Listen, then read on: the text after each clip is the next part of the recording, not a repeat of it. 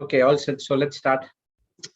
In the name of the Father and of the Son and of the Holy Spirit. Amen. Thank you, Heavenly Father. Thank you, Jesus. Thank you, Holy Spirit, for this day. Thank you, Lord. We have gathered here in Zoom, YouTube, and on Facebook to study your word, to ponder on your word,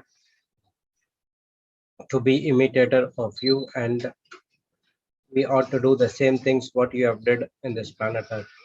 Thank you, Lord, for giving us an opportunity of all these days with the non-stop preaching and teaching about the word of God through other preachers as well. Thank you, Lord, for blessing each and every one of us so that we are blessings to the nations.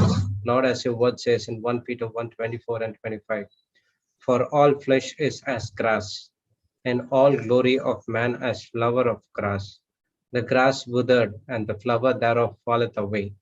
But the word of the Lord endureth forever. And this is the word which by the gospel is preached unto us. Yes, Lord. The word is never ending. The world may end. Anything may end, but the word is everlasting. That the word is inside of us. That is our Lord Jesus Christ. We are carrying Lord Jesus Christ inside of us. We are so much blessed to have this wonderful partnership with our Heavenly Father. Thank you, Lord, for selecting us and given us the ministry of reconciliation towards us, that we need to go and reconcile others, to give the word of God, to plant the seed in their life, and to get the harvest in their life as well. Thank you, Lord, for everything you have done for us. Thank you, Lord. We were sinners at one point of time, yet you came, you did it everything on the cross. You exchanged your righteousness to our unrighteousness life through the divine exchange that happened on cross. And you sent the word and heal each and every one of us with our past things, and we are born again, born new to do the works of our Lord Jesus Christ. Thank you, Holy Spirit, for setting us apart. Thank you for sanctified us through the truth. That is the word of God. We are the earthen vessels, and we carry the gospel of light. We carry the light which is inside of us. That is Lord Jesus Christ. And wherever we go, we have to shine like him. Thank you, Lord, for selecting us to do the works of you. How you did it in the planet Earth. You have asked us to do the same thing. You have given the power, authority to do the same thing as you did. Thank you, Holy Spirit, for making these things happen in our life. Without you, to use the resources which has been given by God, the power and authority, which is of waste if we do not get connected to you, because the authority and the power which we used before, it is not from the word of God, but it is from the other kingdom, that is the kingdom of darkness. Thank you, Holy Spirit, for revealing everything spiritually that is written in the word. Without you, we would not able to understand the spiritual world and the difference between the spiritual world and the natural world, how to operate in the natural world and how to operate in the spiritual world.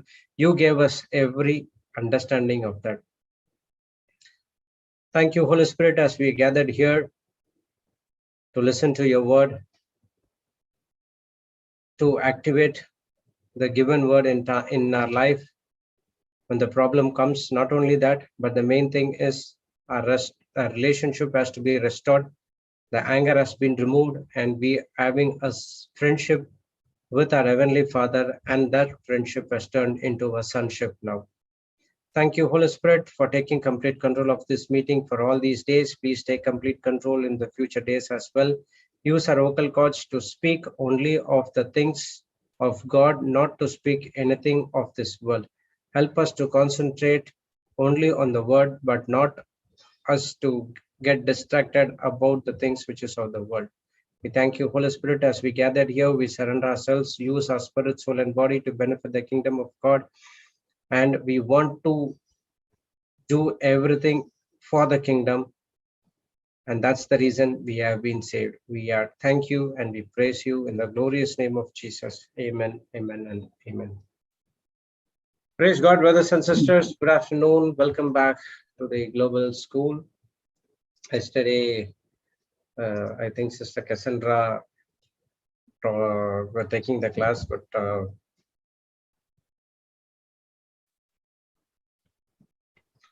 I couldn't able to make it out because I had some works to do. Praise the Lord, and everything has been done. So I couldn't get a chance to see the teaching because of some work occupied, and after that other teachings had to take. So didn't get a chance to do it. Praise God. So anyhow, I will listen to it again. So anyone wants to share anything regards that, you can come and share. So after that, we will study about the spiritual authority which has been given by God, and how we are going to use it, and why we haven't used it. We will see that as well. So all these teachings we have learned again, it should be like revision. So the spiritual authority has been taken last year by Sister Jocelyn. So we'll just go through, and we just learn new things from there as well. Praise God. So anyone wants to share anything from yesterday's teaching or any testimonies? Brother Jude, Yes, sister. can Yeah, God. praise God. Praise God. Can I say a testimony? Yes, go ahead. Praise God. Praise God. Can we see you? If it is good? No, I'm just owning it once. Okay. Praise God. Praise God, Brother Jude. Praise God to all our brothers and sisters. What was Sister Cassandra teaching topic? It was on Psalm 23. Yesterday she went. Remember, she was taking Psalm 23 the other day. Were you there? Yeah. When she did the other day, Brother Psalms Jude? 23. You remember the other day she was sharing? Were you there when she was sharing on Psalm 23? Brother Jude was there for the last part, I guess, when she connected it to Joshua 1:8. Yep. Yes. You can share a little bit on in short if you want, Sister Noni, because it touched you a lot, right? Praise God. Yeah. So sister started Psalms 23:1, saying with the saying, it's a Psalm of David, where the Lord is my shepherd, I shall not want. So not want means as like you are in full abundantly. It's not something worldly way wants. You are full abundantly been given everything by God, nothing lacking, nothing less. So so Sister Cassie was, as how I understood, was a way she said how a shepherd takes care of his flock. The same way you have to take the law, you have to make Lord your own, your God, you have to have that mind relationship, my Lord, my God. And with that, she started. So the psalm went like this: He make me lie down in the green pastures, He lead me beside the still waters. So it was like when you make your Lord, your God, your shepherd, he's yours. He'll take you to every place. He's with you at every step of your life, every moment. So this was the first three where he will take you. But in the physical world, it even says, I will walk through the valley of shadow, I will fear no evil, because he is with me. It's not I am with him, it's he is with me. So I'll be comforted in everything, in whatever I do. No enemies will come against me. So this was a short Yeah, now I remember. Yes. You asked that question, right? My God. my God. Yes. Yes. Praise God. And anything else to add, Sister Noni? Okay, so in this teaching, on this testimony, which one? I don't know, because Brother Jude is asking, if you have anything to share on what Sister Cassandra did yesterday, what Cassie taught us on Psalm 23. And then I remember Sister Celestina also, gave a very nice, what do you call it, a summation of the whole verses 1 to 6. What's the difference between 1 to 3 and verses 4 to 6? Would you like to share with us, Sister Celestina, what you said yesterday? Yeah, Yes, it's just sister. like a summary, so that everyone just understand in a nutshell. We are not going Yeah. deep The but first, in a nutshell. yeah, in a nutshell, the first three verses talks about uh, uh, what the good shepherd is doing for David as a shepherd boy. Mm. And the second half of Psalm 93 talks about his 22. confidence that he has in the Lord. So the first part is talking about what the Lord does for David, and the second part talks about what uh, David, his confidence in the Lord that he has, and how he speaks out with, that he knows his identity and who he is, and that who is behind him. That is what it was. Praise God, praise God. Yes, that is the first part means verses 1 to 3, right? Verses 1 to 3 talks about the Lord is my shepherd, I shall not want. I used to wonder, what is this not wanting? I thought I don't want anything. I had that question in my mind. Then I realized, it's because, God has provided me with everything. I lack. It's basically like saying, I lack nothing. I lack nothing in the Lord. When He is my shepherd, He provides everything.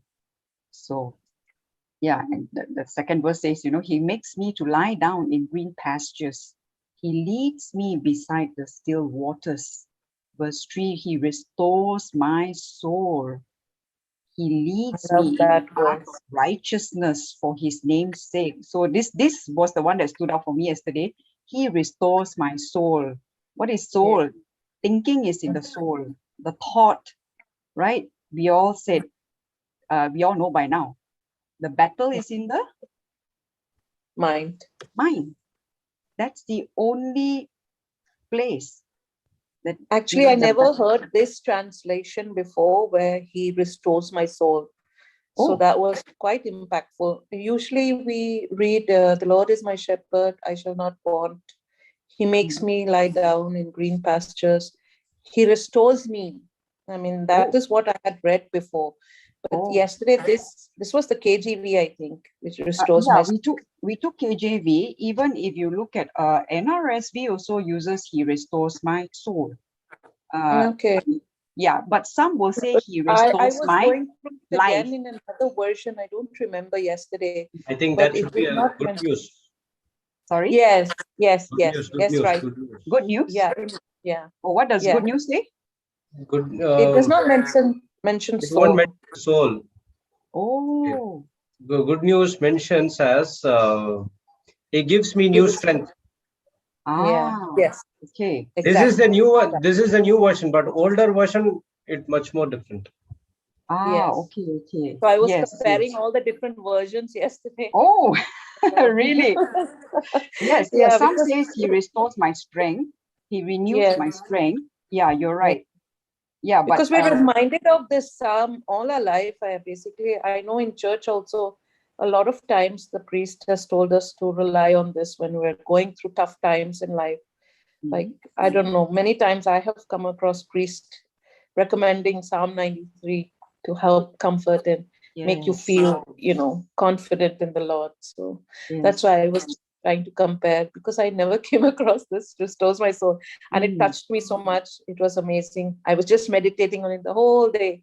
wow. Restores my soul, and Praise God. imagining, Hebrews 4:12, like, because this Mm, is the part of the area of our life that we fail the most, is in our mind, because yeah, because for me, especially because I'm so impulsive, very quick to react. So, I was, I was, not I am. No yes, longer you yes, are. yes, You I see, was, I was, because the yes, day we're born again, our spirit is yes, made completely new. Our spirit is yes, actually perfect the day we're born again. We are tripart being, right? Spirit, yes, soul, body.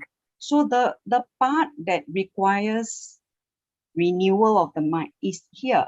The yes, soul, the mind is in the soul. That's why, here it says He restores my soul. It didn't actually, I didn't really connect it to the mind, but when Cassie, yeah. brought it out yesterday, Exactly. I I was like, never, wow. never connected it to the mind. I have Yes, never. But yesterday, yes, for the first time, it was something, a new revelation, and it was really beautiful to ponder on the whole day. I was really Wow. enjoying So the you, time yesterday. so you were doing Joshua 1:8, meditating Yes. day and night, day and night. Yeah, Praise because it really, really impacted me that, Mm. wow, what a powerful, scripture that can restore my soul, because that is where I'm, And battling yeah, the and mind. what is he restoring my soul for? He is leading me in the path of righteousness for his Righteousness, name's yes. sake. Righteous, we are all made righteous the day we are born again. And this Yeah. is, the fight. The fight is in the mind, okay, the thinking. And what are we called to live out? We are called to live out. I mean, if your nature is righteous, be righteous, right? It's Yes. like that is your nature. If my nature is a girl, be a girl. Yeah. Brother Juice's nature is boy, be a boy. I mean, you're called to live out that nature and not something else other than your nature, right? Yes. So yeah, so it's basically that. But because of we are living in this world, but we are not of the world. That's why there is a battle there between the world and the kingdom of light and the kingdom of darkness. So And then I she mean, gave a comparison of John 10:11.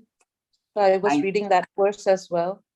And then I think in 10:12, it goes on to give the entire description of how the shepherd looks after his sheep and things like that. So yes, it was wonderful. very deep yesterday. It was nice. Yes, the connection, right?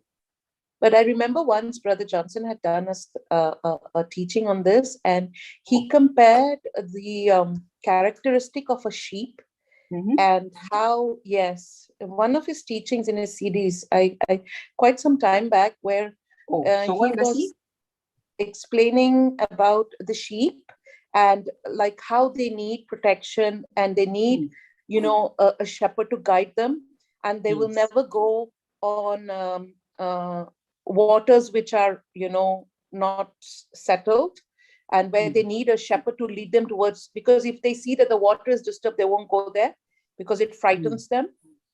And yeah, Brother Johnson was teaching on this. I think it's him, where he teaches about how we are compared to sheep, and our nature is so much like sheep because we want to be led towards the green pastures and we need to be guided by the rod and the staff. And about the anointing, I was reading somewhere, and it was the explanation was that the sheep, they're constantly attacked by flies on their head. Oh, Okay, which can get into their brain as well and can attack them so viciously. So the shepherd, he actually pours olive oil on their head to protect them from the flies that can penetrate inside their what? Sorry, to what does protect them from the what does he flies, pour? What does he Olive pour? olive oil. oil. Olive Oil. oil. Oh, Yeah, and really? olive oil. I don't know why it's olive oil, but Okay. he pours I didn't know olive all this. oil. Yeah, but I think this is Brother Johnson's teaching on Psalm 23. So he pours olive oil on the sheep's head, and that protects the flies from entering which is so lethal to this that it can even kill them, because it will attack so viciously that they will go and they will start, hitting themselves and everywhere. So that's the reason why the olive oil was put to protect their head. But here, the symbolism is like he's anointing our head, like Anointing. our mind. And Yes. it was, I went back into that again. It was Wow. beautiful. Thank you. Thank you for sharing. He also shared once that sheep is the only animal doesn't know to return back to its home. Yes. And even when it Even falls the over, pig, even the pig also will come, but not the sheep. Even the pig will come home, not the sheep. Yeah, and one more characteristic is if it falls on its back, it needs someone to put it back on its track. It cannot come on its own. Just like us humans, when we fall, we need Jesus to lift us up and out, So I was really reflecting on these two characteristics of the sheep and us. And Wow. You had a it deep really is. reflection. Praise God. Thank you, Jesus. Thank you, Wonderful. Jesus. Wonderful. Even that anointing of the oil really always reminds me of Jesus, where when you're so troubled in your mind, it's usually the mind that is attacked on a daily Yes, basis. it is. When you remember that the good shepherd is anointing your head with that oil, so you're being protected by his anointing, and it's so powerful when you reflect on that. And I was enjoying myself yesterday so much. Praise God. Praise God. Praise God. Let's see what we Wonderful. have to reflect on today. Thank you. Thank you. Thank you for the sharing. Sister Joginda, Yes. you have anything to add? I know she wasn't there that yesterday, but No, but I listened to it just now. Awesome. wonderful. And God. I remember you telling what that Brother Johnson had asked Sister Helen to repeat that 150 times. Yeah. I did that for 15 you did it. days. Okay, Total share. mind change. Wow. So beautiful, so beautiful.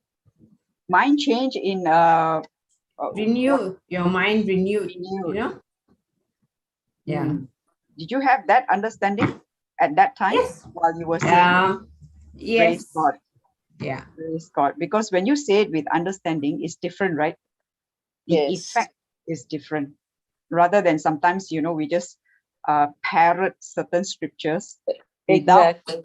understanding.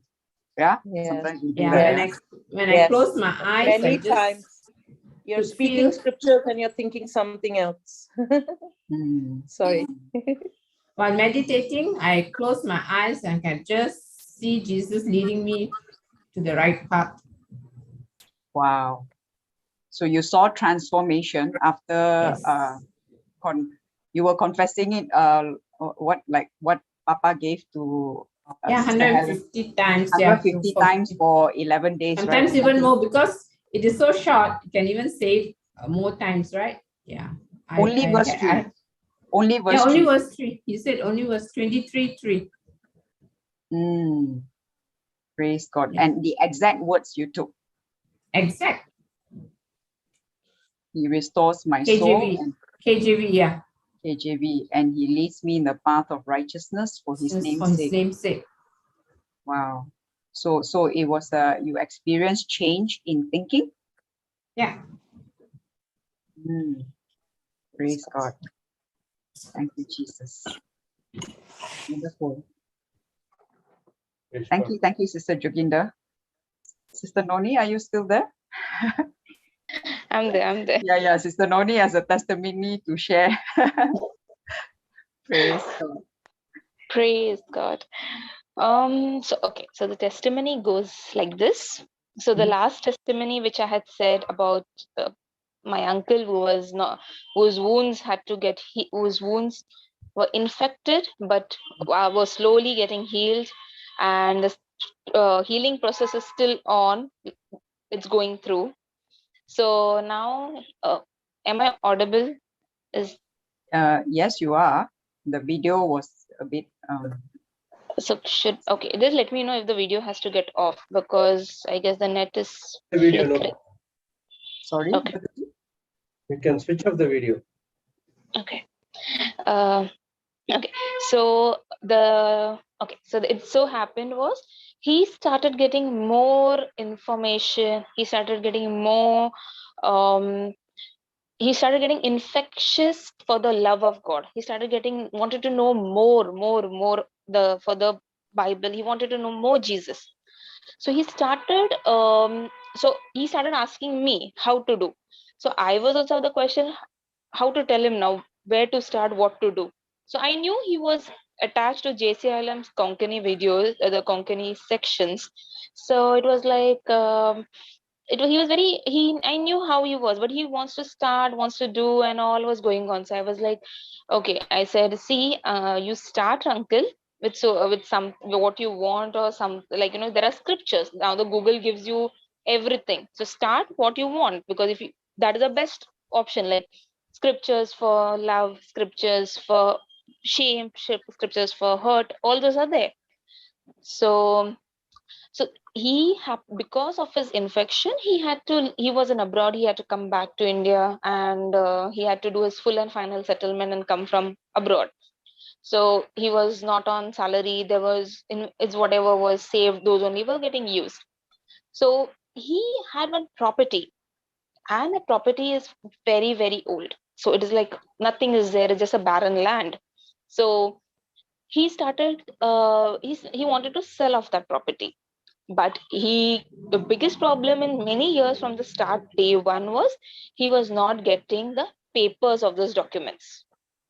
He either misplaced it, he doesn't remember, he kept it someplace, he searched his house and all, he doesn't remember. So those property papers were not with him for 35 years. Wow. Yeah, so he did not find that property paper. He shifted his to now presently where he's staying, he shifted from another place. So they thought that maybe the papers have been kept in the old and they might have got destroyed, and he did not know. To make a duplicate is also a procedure. It takes a long, long time to make a duplicate also, and he presence has to be required. So whenever he used to come from abroad, he could never make it because he's not there. So whenever they had to call him, he couldn't come or anything. So the question became was okay. So the question became was he wanted to sell it. Now he doesn't have the papers. His leg was not allowing him to travel anywhere except the doctors. So, and due to this pandemic situation, if anyone sees his leg, they were more scared. They were like, no, this is also all those extra COVID problems they were telling. So he couldn't go anywhere. So once he's seen the healing on his leg, the healing in his body, he got the confidence to say that yes, I can tell my mountain what to do, where to go. So he called me up one day, and I was in Mumbai, and he's telling me, Nani, I said, huh. He's like, help me to find papers. I said, where should I find papers? I am not a person who's telepathy where your papers are to find and give you. So he's saying, I did so many Navinas to find lost things, to do this. I said, hey, now what? If you tell me like this, how am I going to tell you to find papers? I said, so he told me, now what to do? I said, till now what you did for your leg? He said, I just trusted God. I just spoke what is in the written. I said, when you did for that, tell it for your papers also. You know what, Nani? The papers have been lost more than your age.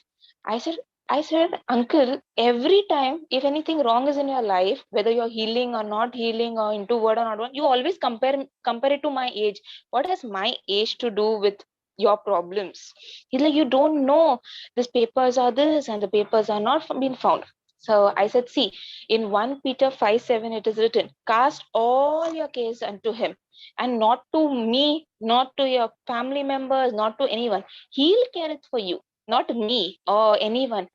Cast your care to him. You even you don't even have to find it. The papers will automatically come back to you. So he told me, "Are you sure?" I said, "My written word of God, written word in the Bible is said it's sure. Now, if your Bible doesn't say sure, then how will I say it?" So he was like a bit dicey. So he's like, okay. So he just kept quiet. He did not, after that, he did not even speak to me for another 2 days. I said, now, did I strike the correct chord or no? So I was like, what to do? So he went and he got, while searching scriptures, he found this verse. He literally wrote to me and said, Philippians 4:6 and 7, do not be anxious of anything, but in everything by prayer and supplication with the thanksgiving, let your request be made to God. And I was like, see, Noni, there's a correlation here. I said, Arey wah. I said, very good. So he was like, okay, I will start. He started giving thanks. He started calling for things as be not. So I gave him this teaching to calling things be not as though they were. So I was like, start seeing this and call things from the unseen. So he started calling things and everything. And in calling, his one very, not even nearby, very friend's mother, like the friend had expired due to some health issues some 25 years back or something, but the mother was alive. So while calling thing, he just suddenly remembered her. And after the friend expired, he never spoke to her or never did anything or anything. Like, they never spoke and all. From all of a sudden, when he was making notes and he was reading, and so what he does is he listens in English, he converts the notes in Konkani. So he converts, it gives him good time to understand that. So in that, he called up that auntie and he just spoke to just a normal hi, hello, how are you and everything. And she was also old.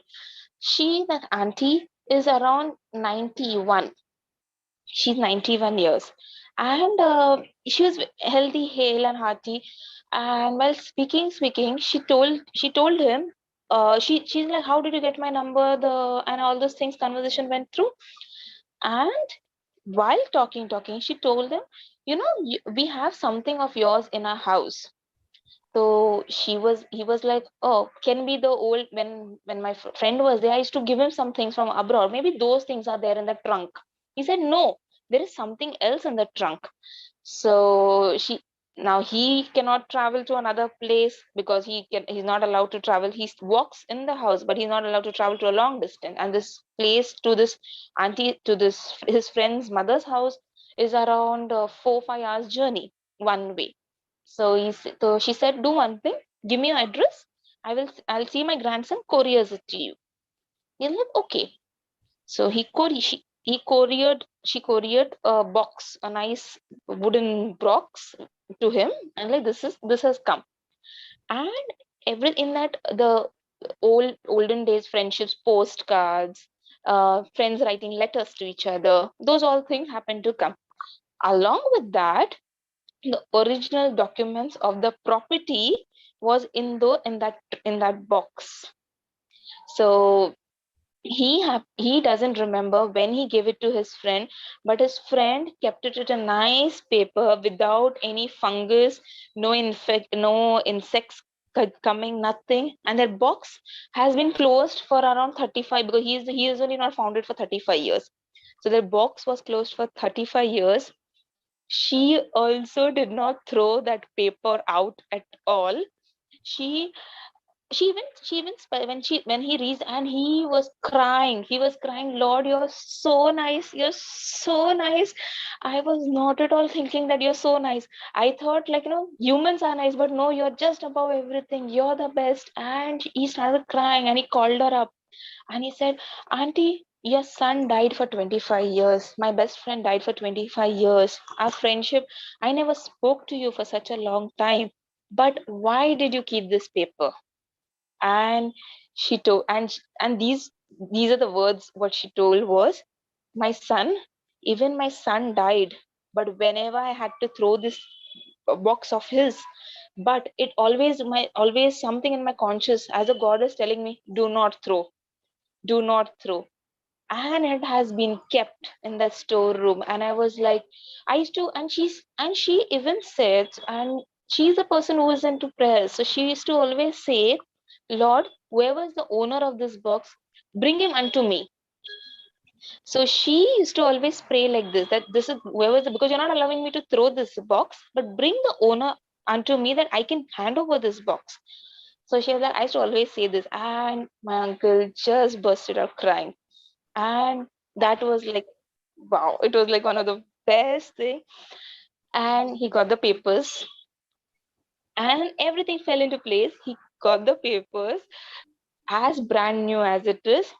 Immediately the next day, someone came to that property asking for the owners, and that property has been sold for the price what he had thought for. Wow. Praise, Praise yeah, the Praise Lord. God. praise God. Amazing. Amazing. Praise God. The- Praise God, amazing, sister. He So is filled with the love of God. he is filled with the love of God. Okay, I'll tell you one more thing of his. So this is really funny. Now this is like I was into. I was also stuck now what to explain him or what not to explain him.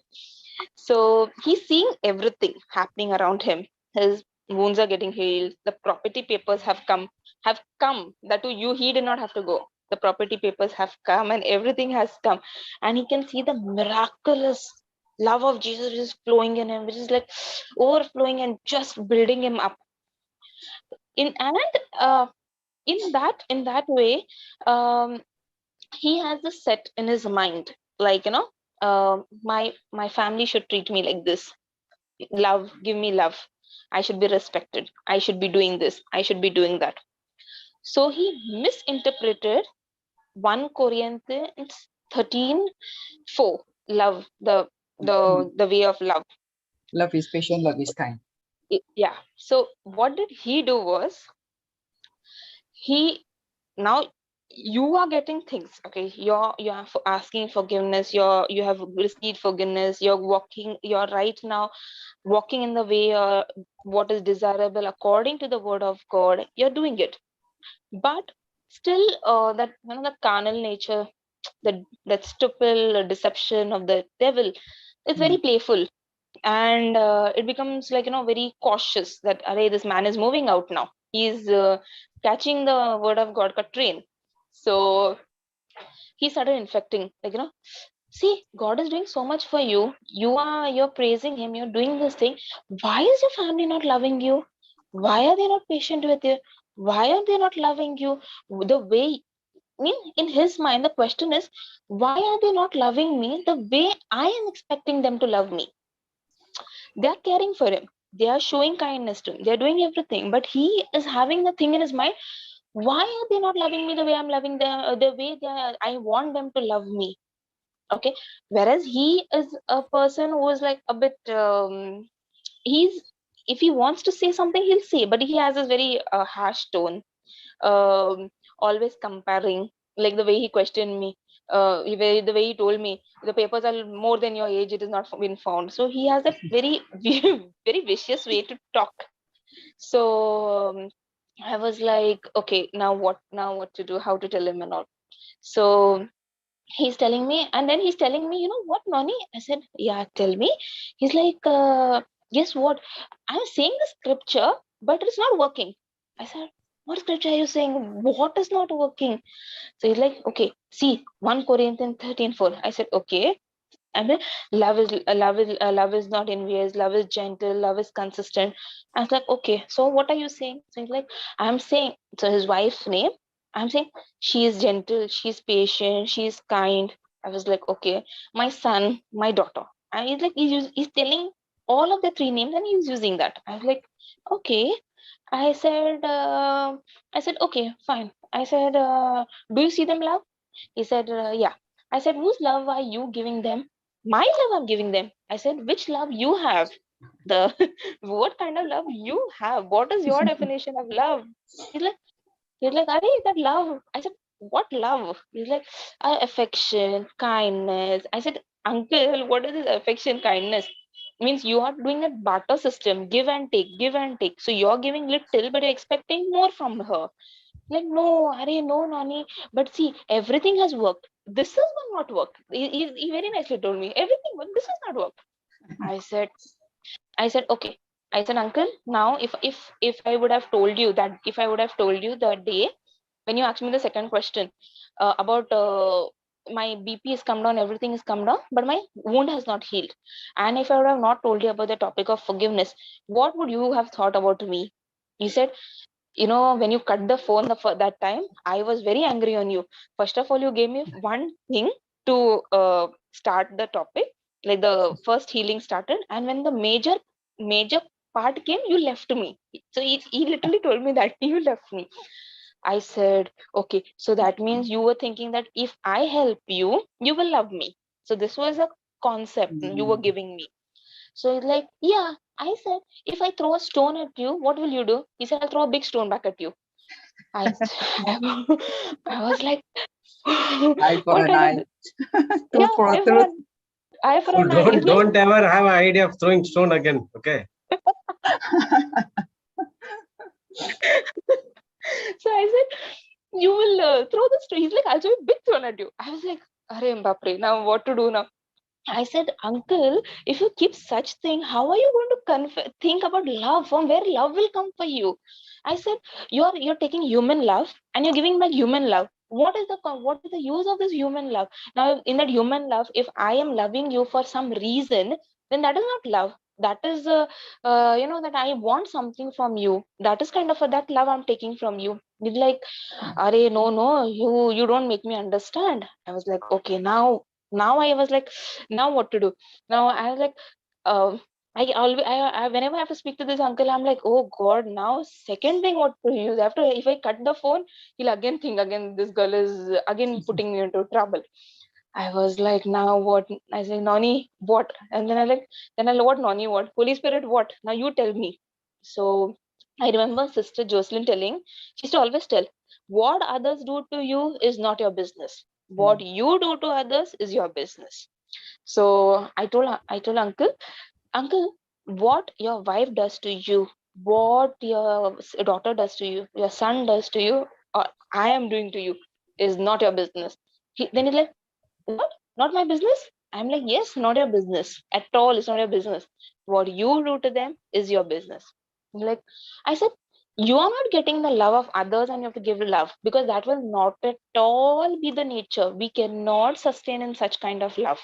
It's like this love will end. You if you stop getting if you are quarantined in one place, from where are you going to get love? If you'll feel like you're lonely, you're alone, you're depressed. So then he gave it a thought, I guess, after some time because the phone went very silent. I was like, okay. Now I said, Lord, put something. Then I said, see, uncle, take love from God. Take everything from God. Now what? Now your healing came from Him. Your papers came from Him. Now in Hindi say roti, kapda, makan. The three things Hindi mein. This is the main important one. I said, see, your healing has come from Him. Your property paper, your money has come from Him.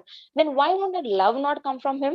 Which is one of the main essential. When He's given you love, He's given you life, He's given you everything. Why it won't come from Him? So he was like, okay. He's like, I said, first you have the love of God. You are feeling the love of God. You are everything for Him. You are apple of His eye. You are the high. You're the highest in His place. And how can you feel? How can you say that? If God had left you, don't you think you would have been perished by now? You would have not been in existence. You would have just been like just roaming without any direction or part to your life. Just think of it, uncle. So he's like, I said, see, uncle, for your age, forget that you did not know him in so many years. But now, when you know him, things you did not find in so many years, you have found everything in him, not one thing less. So then he again came back to the question. Then why is 1 Corinthians 13 not getting worked up? I said, first start. I said, you're putting their name. First, put your name into it. Start with yourself. He's like, and then he was like, he cut the phone. I said, oh my God, now instead of me cutting the phone, he has cut the phone. I got very scared. I was like, now what to do? Because if he is understood, he will be in a good tone. If he's not understood, he's going to phone me again, he's going to tell me something. So I said, Holy Spirit, calm him down, make him put some word into him that he understands and he be quiet. Now and I waited for half an hour. He did not call me up. So I said, okay, now I'll call him. So what I did, I am also smart. I said, now if I directly call him, I don't know. Na. So I called his son and I said, where's Dada? Like, Dada's in the room sitting quietly. I said, oh God. I said, now the volcano is going to get blasted or something. He's like, God knows, what did you speak? And he also knows that I spoke. I said, I spoke the word of God. God knows what he has done. He was talking to you. He cut the phone and he went inside the room. I was like, okay, now what to do? I said, will you be able to go inside? He's like, Chacha, I'm not going inside. I'm doing anything. He will blast on me. I said, he won't blaspheme you. Why are you putting those words? I said, and then it came to me also that I am speaking, he'll get angry. I am speaking the words. I started speaking like, he'll not understand. He will do this. Though I'm saying the Holy Spirit put the word into him, make him understand.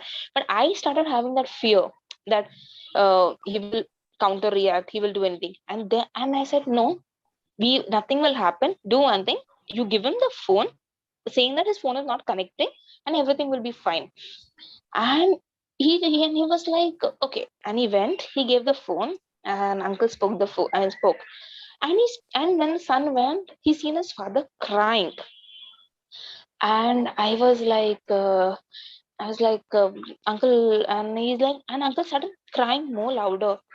And son got scared, like, are you hurt somewhere? Is something, your leg in paining you or something?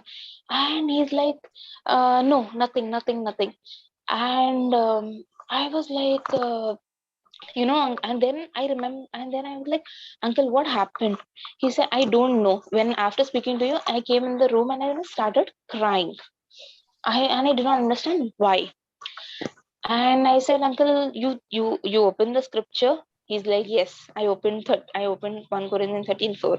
And at every place, Noni, I put my name.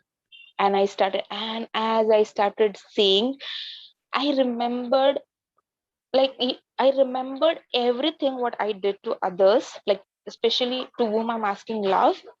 And I seen a cross mark over it. Like that image has got cancelled, a kind of image, like he might have hurted his wife, so he's seen that, and that image has got cancelled. It's like moved out. Then another image came. He is humble. There are many places where he used to be a bit, I don't know what word to use, like broad, like boosting oneself, like having that pride. And he's seen that image coming, and he's seen that image getting cancelled, like this, just moving out. And he's like, Noni, everything I seen. And I was like, and I now understood, when I was telling it upon others, I was feeling to get their love, but no. When I felt that I seen what I did in my past, but God still loves me. He still adores me. He still keeps me as a so closed person that I am so special to him. And I'm like, yes, uncle, you are so special to him. Stop seeking love from others. Stop expecting from them. Now you understood, like when you said every word, when you meant it, more than just repeating it, you meant each and every word. You understood that meaning of that word.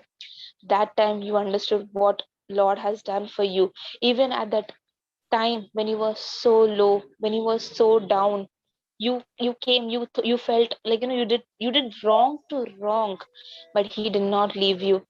Do you think that if you would have done this in your earthly way, in that earth, in the human right now, in the physical world, do you think that you have done bad to a person and things would have come automatically to you? And he was like, no, it did not come.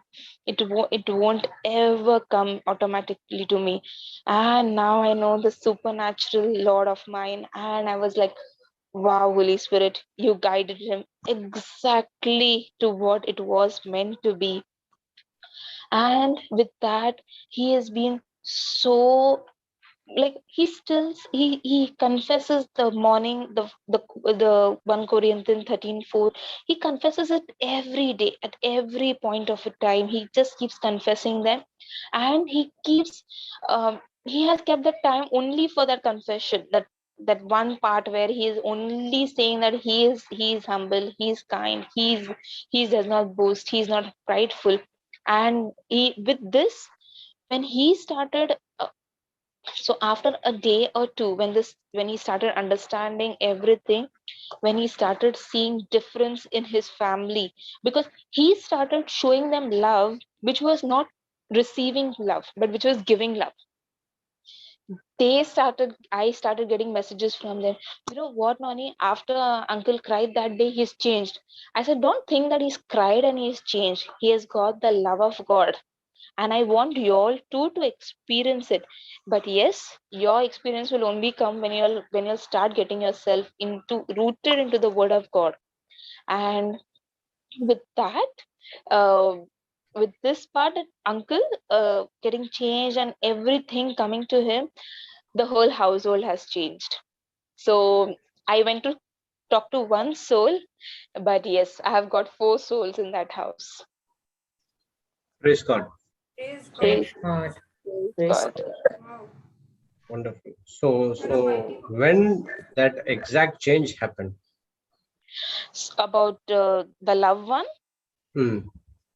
So the loved one started, so the property one finished as soon as the same day he called me about this.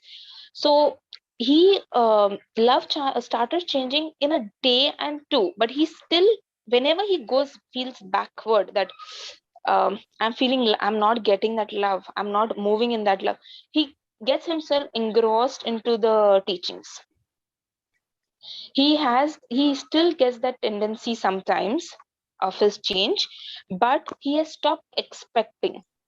That's been one of the most beautiful one, because auntie says that earlier I used to not go and give time to time tea or something, and he used to scream, I do so much for you and you don't do for me. You don't give me.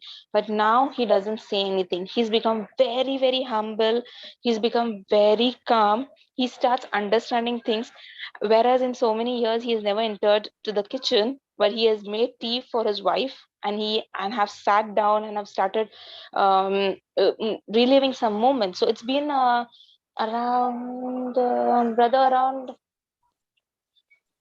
10 days, 12 days from now.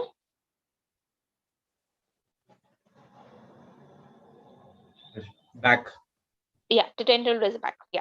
Okay. So this whole process, right from the healing till now, it's been around 40 to 45 days. Everything. So it's a package deal which is coming through. So the healing, papers, the love has been very, very wonderful. And whatever he learns, he has some group of friends to whom he just got reconciled, and he shares that into them also.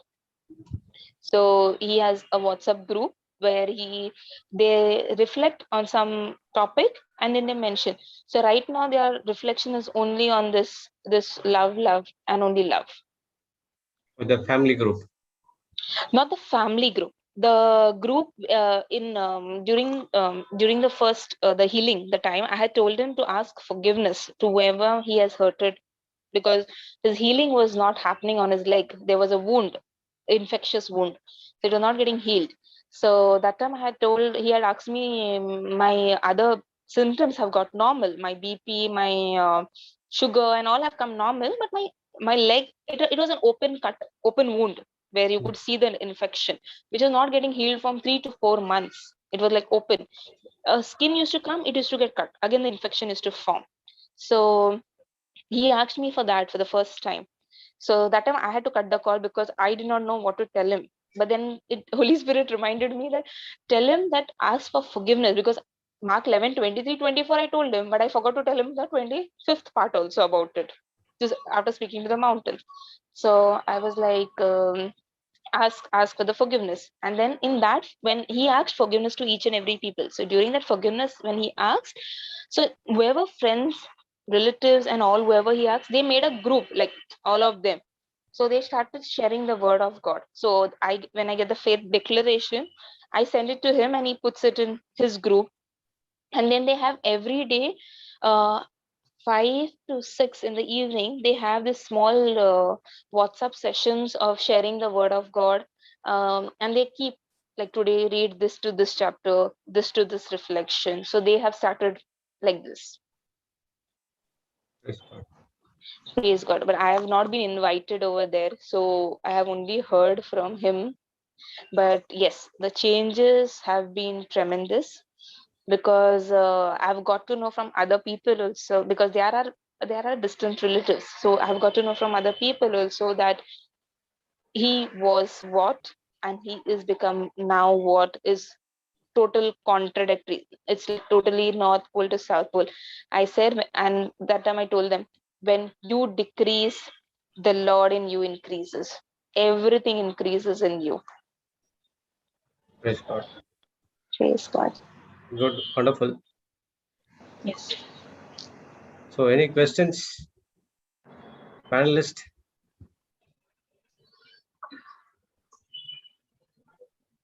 Anything want to ask with regards to this testimony? Noni, this is the same testimony about your uncle you gave the last time on the healing, right? Yes, yes. Yes, Part he's two. the same. This is He's the one. extension. The extension of it.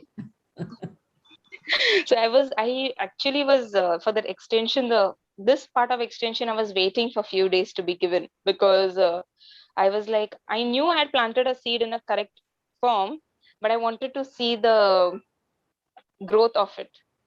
So I said, once I get that information from everyone, then I'll say. Awesome, Sister Nani. Praise God.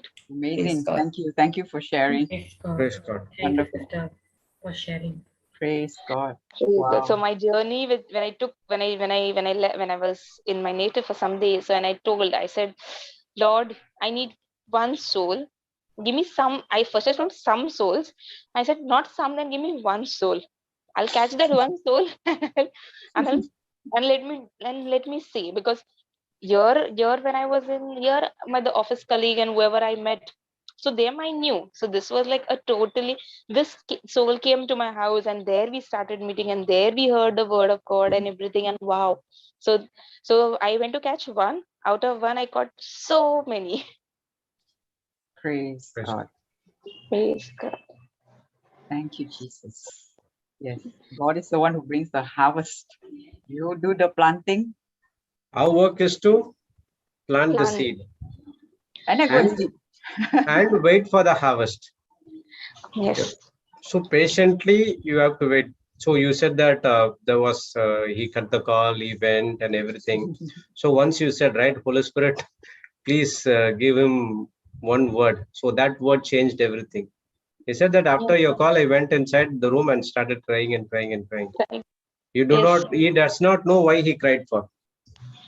He does not know why he does not know at all. Like, it's he's I know him as a person who has been like very violent. Why he used to be. I used to know him as he used to be very violent. Who used to not listen. Who used to just snap and used to just move out from the place.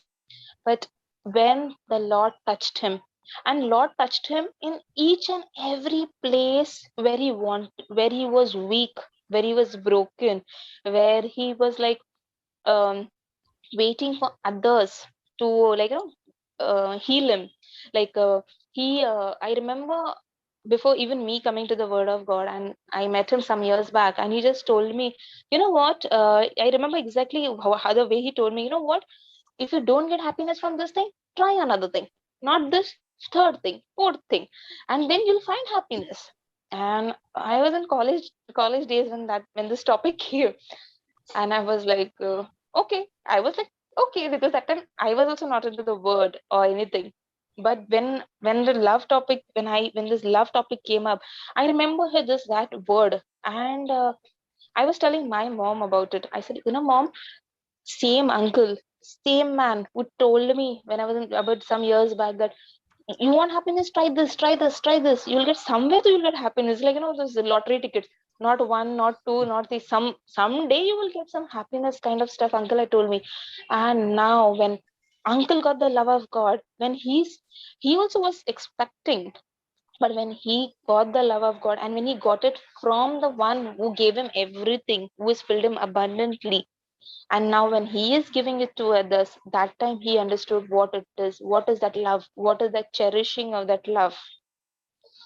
So wow, this was one of the most blessed thing to see. Praise God. So you took the authority Yes, of that I particular took soul. So I that's took what the we have to do. See, I was teaching this Agape Love to a Melbourne group. Okay, there is a set of team which I take every day 10 o'clock. I was teaching the Agape Love, which I learned one verse, one chapter in Psalms, the entire 26 verses is backed up with the is loving kindness. All the verses, it's there. I was so amazed. I don't know, some people would have been known that.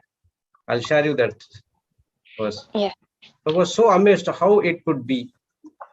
Psalms 136. Do you know that, Sister Jessie? Yes, I saw that and I was amazed too. I said, my goodness, the whole psalm begins with that verse. Begins with See this give here, thanks. 36:1. It starts with for his mercy endureth forever. Oh, give thanks to the Lord for his mercy endureth. Second verse, for his mercy endureth forever. Third verse, oh, give thanks to the Lord for his mercy endureth forever. In another translation, if you go, I used to teach with NRSV. So they said that steadfast love. So starting from the verse 1 till the verse 26, all the verse it says steadfast love endures forever. I was so amazed. So I'm just studying about this Psalms.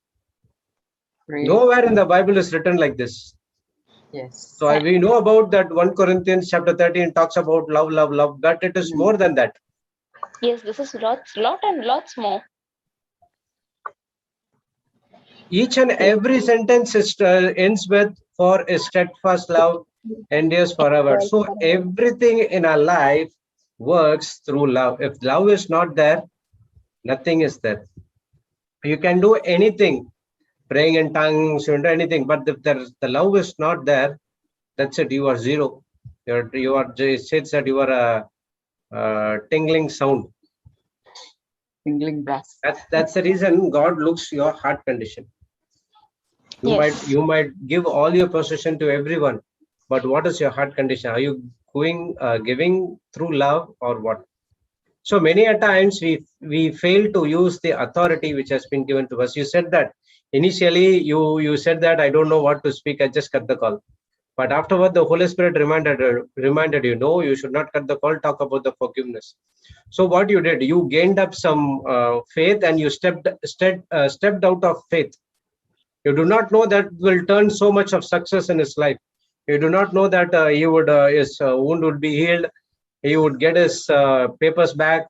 The love is perfected in him as well as in the whole family. You would about to miss that, but if the Holy Spirit would not be in there, you would have missed that. Very true, brother. Because I remember in one of the healing sessions where Sister Jocelyn had happened to tell a sister that, do you have a pain in your body? In one of the healing sessions when we were there, then we remembered when you asked Sister Jocelyn, how did you know that she has a leg short or something? And then Sister Jocelyn said that when you allow the Holy Spirit to guide you, it will exactly tell you where it has to lead you to which section of the body. So I was like, okay, I cut the when the I only cut the call because I was confused. I was like, and when I said, Holy Spirit, now you guide me. Yes, I gave him the first. He's seen it. He's seen the love. He's seen the first session of his healing. He has seen his body coming back to normal. Now for this for this extra healing, for this extra thing, now you have to tell me what is lacking, because his question was very nice when he asked me, this has happened, now why my leg is not got healed? He questioned me very nicely that time, that this is others have come normal, why my leg wound has not got healed? So that was one of the best parts. But yes, I now understood in months to, I can say, yeah, that what is to tap on the Holy Spirit. Praise God. We are all believers of the Word of God. We believe on Lord Jesus Christ. We are clothed with tremendous power inside of us through the Holy Spirit. Once we tap into the Holy Spirit, praise God, then He will leads you into the green pastures. He will turn your soul into what we learned in Psalms 23. Restores your soul, restores your mind. He strengthens you. Everything comes when you tap into the Holy Spirit. So some people will say, oh, no, I won't do it. This what? Let me wait. That's what we learned. Nothing will happen.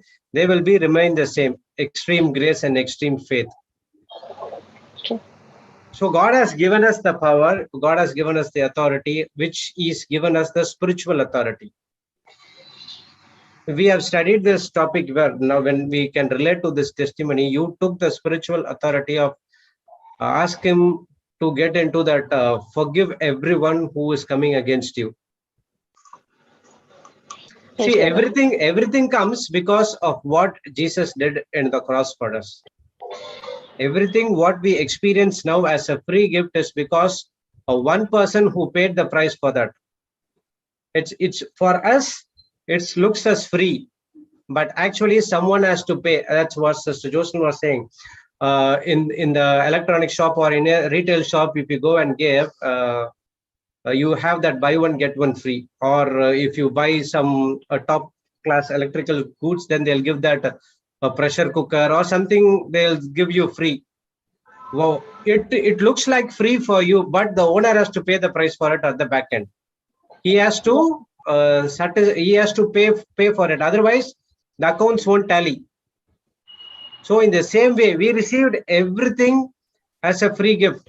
It looks like a free gift for us, but when we learned about Jesus paid the price for that, then we are using this free gift actually in a correct way.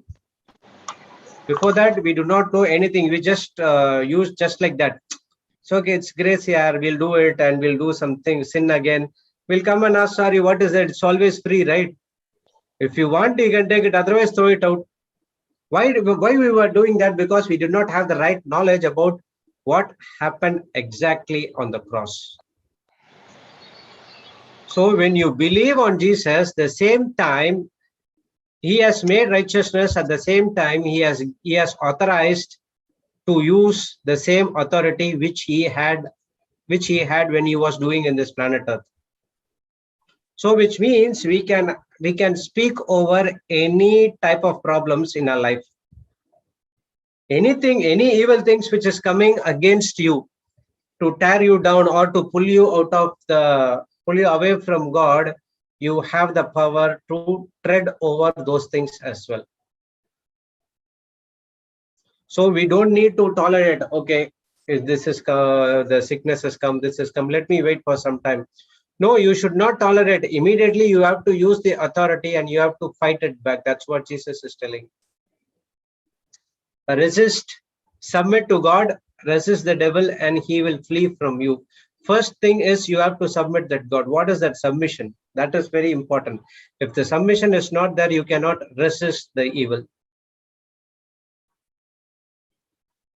At the same time, if you do not see any results in our life, if we do not see any prosperous or success in our life, the problem is not with the word of God. The problem is not with the authority. The problem is with us. We failed to use the power and authority which has been given by our Lord Jesus Christ. So Yes, then Brother and there, Jude. yes, sister. Yes, Brother Jude. Sorry to Yeah, go interrupt. ahead. So this is very true, which is said that there is no problem in the word of God. There is problem in us. So whenever when I stepped out, when I told uncle the first time, I had this backend in my mind that will it work? Will it not work? Because some things have not worked in your own life, which you have asked, you have taken authority. But you have the thing was in my mind that you have taken authority for your own life. That has not worked. How will you speaking to uncle on his problems work when thing is not working on you? So that was one of the biggest deception which I was having in my mind. When I was when I used to speak, I was like, and that time I was like, enough, you evil, you spirit, I rebuke you from my life. Immediately get out. I am walking in the spirit of God, and everything of me is of God and nothing of my own. So this was the thought which actually occurred in when when I stepped out in faith to tell uncle about it. Praise God. Praise God. Yeah, why we are thinking that, oh, it will work. I give the scripture. Many a times I used to also think that when I give the scripture, whether it will work or not. What will happen if that doesn't work? He will come and come back to me. Why we are getting those kind of thinking? Because we do not experience the love of God. But now it's not like that. We know and we know and we know we have so much of confidence in God's work, because his love and his authority, which and power which is given to everyone, remains the same.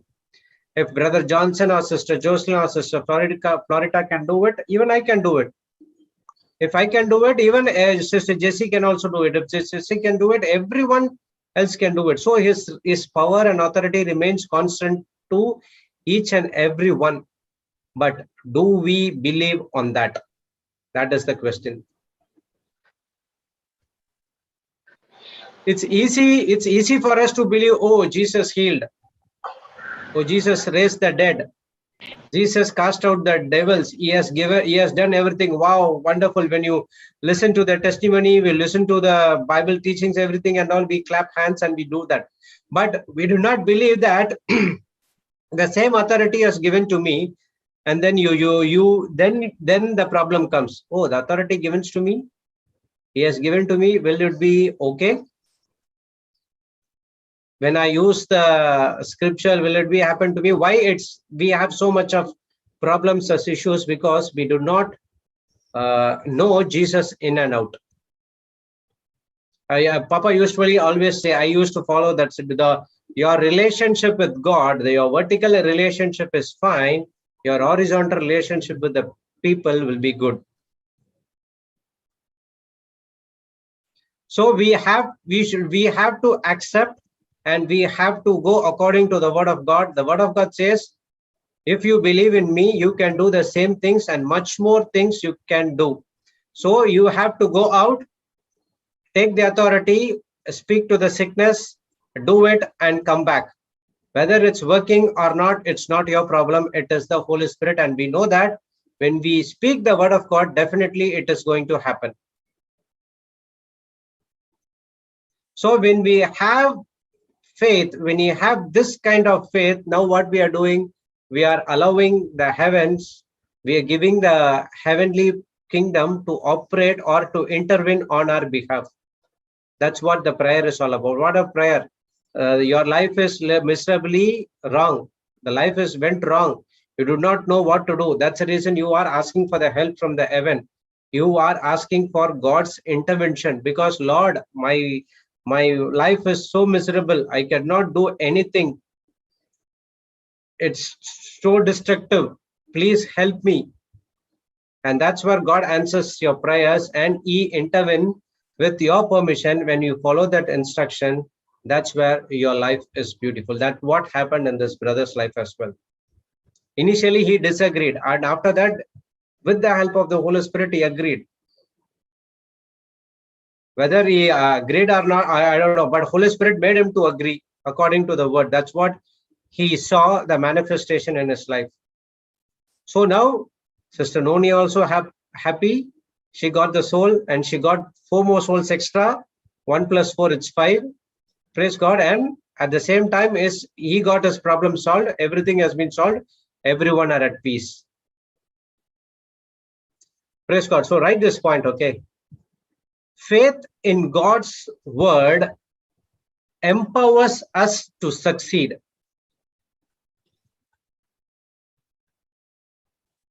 Faith in God's word empowers us to succeed. We must not tolerate any doubt at all. Okay, faith in God's word empowers us to succeed. We must not tolerate any doubt at all. So what is this empowerment? God has blessed us already. So which means he has empowered us to get the same kind of results what God has done in this planet Earth. Faith in God's word. How do you know that you got blessed? Through the word of God. Correct? Only from Genesis 1:28 we learn that God has blessed us, the 5-fold things which God has asked to do.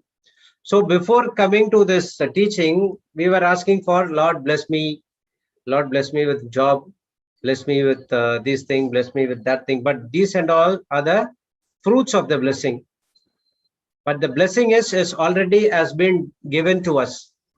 So now faith, it's our faith in God's word. So our faith, what is faith? Faith is the evidence of things hoped for. Faith is a substance of things hoped for, the evidence of things not seen. So whenever you see faith is unseen, it's believing on God. So your depending on God's word empowers us to succeed. If there's no faith, if there is no love, the faith won't work. If there's no faith, you cannot be succeed in our life as well. So to operate in this faith, first of all, what we have to do is we should not tolerate any kind of doubt. What is the meaning of doubt? We have studied before. Doubt means simply you don't know. Am I right, Sister Jessie? Yes. Right? Doubt is simply you don't know. I just simply don't know. I just simply don't know. That is, in other words, you can say, what you can say, movement of fear. In other words, you can say it's a movement of fear. All of a sudden, Sister Noni thought that, oh, this word of God will work or not. That moment she got the doubt. That's what the word of God says. We should, for our faith to operate in our life, when God's word wants to succeed in our life, what we have to do is we should not tolerate any doubt at all. For example, many a times we saw this scripture, Matthew 14:22-31, about Peter walking on the water.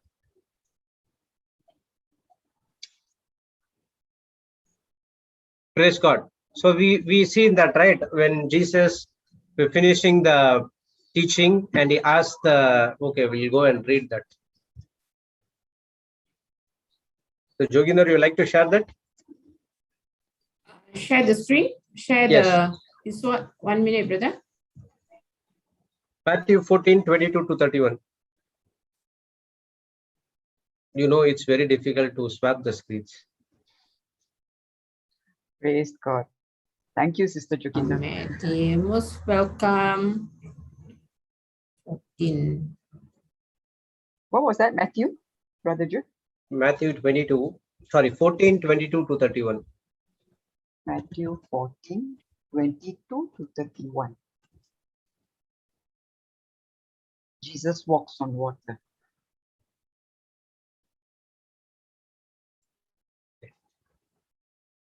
And straightway Jesus constrained his disciples to get into a ship and to go before him unto the other side, while he sent the multitudes away. And when he had sent the multitudes away, he went up to the mountain apart to pray. And when the evening was come, he was there alone. But the ship was now in the midst of the sea, tossed with waves, for the wind was contrary.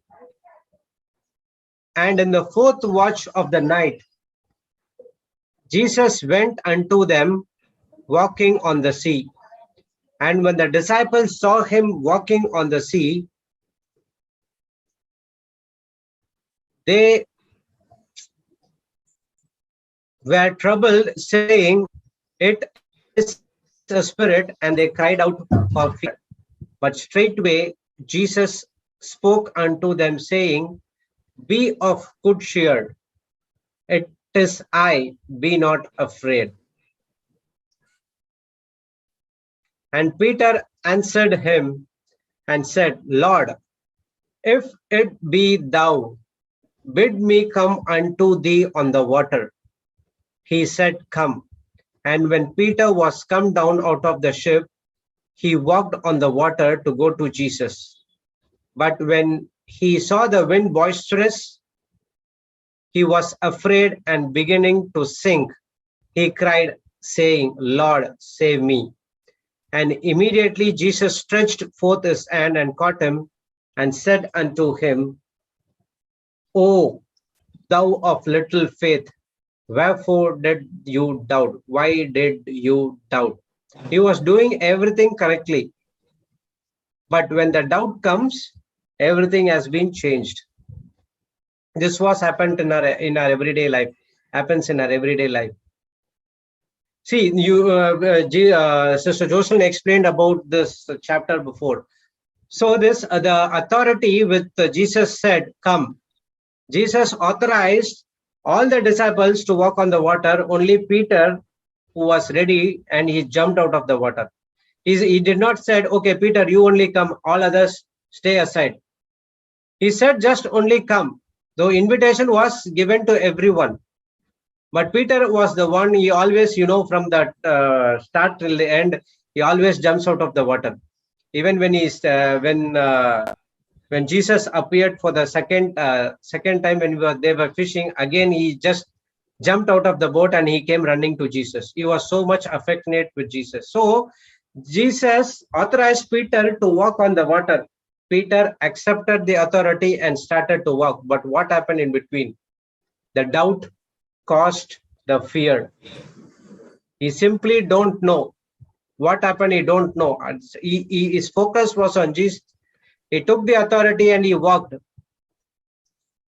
Praise God. Think about that situation. If you are on the boat, what you will think? Would you able to jump immediately? I will never jump at all. I will never jump at all. But only that one word come. Okay, then you can see how deep the relationship between Peter and Jesus. So when God has given us the authority, and when we want to use that authority, you have to develop an intimate relationship with him, to understand his word, to operate on his word. Everything was going fine. All of a sudden, the doubt came. See, when Jesus was walking on the water, did the wind and that storm stop? No, it was there. Because the word of God says Peter was distracted because of the storm and the wind. So when Jesus was walking, the wind and storm was there. Even Peter also was walking on that water. There's no doubt and all. Right? So he was walking over the problem. He is using the authority and he was walking over the problem as Jesus was walking.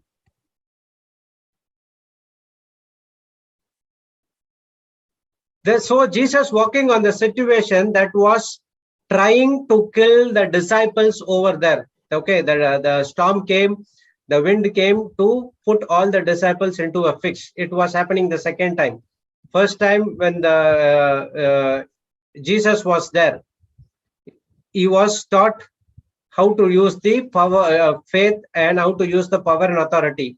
The second time also, this time the Jesus was not there. But Jesus knows these people will get into fear. I have to go. That's the reason he stopped his prayer and he came back to save these people. This applies to all as well. Many a times when the situation comes, God has authorized to walk above the situation, whether it is a marriage relationship or healing, whatever it is, doesn't matter.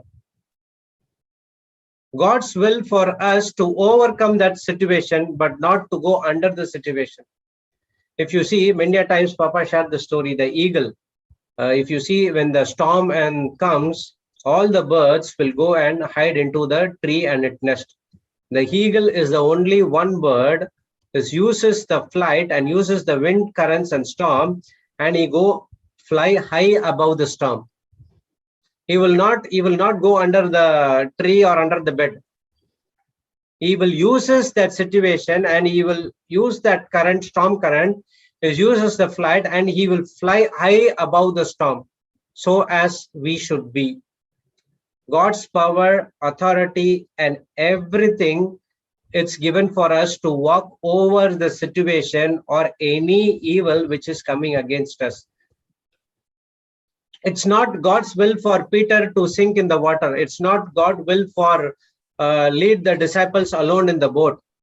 God's will for them, everyone to walk on the water and above the problems. When we have some other problems, remember that God has given us the authority. God has given the power to open the mouth and speak the word of God, confess the word and start using the authority and walk over the situation which is against us. What happened? Everything was going fine. Peter stopped focusing on Jesus. He started focusing on the problem. All of a sudden, he started focusing on the problem. That's where his eyes shifted, and suddenly he was drowning. Remember, he is a fisherman. He knows fishing. Sorry, he knows swimming. Okay, he knows swimming. I have seen. Okay, when we go to a native down south in Tamil Nadu, we used to go for the shipping. Our brothers used to have that shipping boat, so we used to go with them. So what will the fishermen do? They go and stop in the middle of the sea, and they'll stop for at least for 2 hours, 3 hours. Let the water be calm, then only the fishes will come out. So all the strategies are there. Then until what they do, all the fishermen will jump out of the boat and they'll swim and they go and they come back. So the fishermen definitely they'll know swimming in deep waters and they know how to save themselves as well. But think about the situation. That one doubt makes forget everything what that person has. He immediately shouted, Jesus, please save me. And Jesus asked, why did you have that doubt? You started well. You walked in the water, what I did. But what happened? From where did the doubt come to you? Doubt is a moment of fear, defined as a moment of fear. You just know how you got into that fear. You do not know. I don't know what happened. All of a sudden, I got into that fear. Did you see people say, I was walking correctly only, brother. You know what happened? All of a sudden, I don't know what happened to me. I just fall down. And after that, the fear grips them for the entire lifetime. Praise God. So we see here that Jesus clearly gives the authority to Peter, as the same way Jesus gave the authority to us as well, and we need to use it. So how are you going to use it? You have to believe it on the confession and you have to start speaking. You have to believe in your heart and you have to start speaking. You don't worry about what is going to happen. That is not our work. That is the work of the Holy Spirit. So you just believe it and you just make it out. There's one more scripture. God has Jesus giving the authority. Matthew 10:1, sister. Before this thing happening, God has given us the power and authority. Jesus has given them the power and authority. Matthew 10:1. See, and when he called unto him his 12 disciples, he gave them the power against unclean spirits to cast them out and heal all manners of sickness and all manner of disease. And verse 8 also.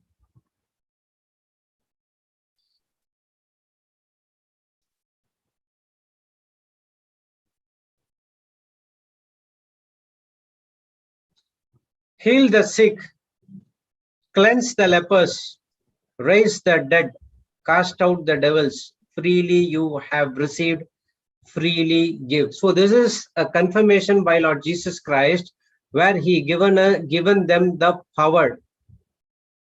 He's given them the power, and when he called unto him his 12 disciples, he gave them power against unclean spirit. What is this power is defined as? That is on Saturday or Sunday. See, Sister Florida was explaining about the two types of power. Do you remember? What scripture is that? Ephesians? Luke 2? 10:19. Luke 10:19. Luke 10:19.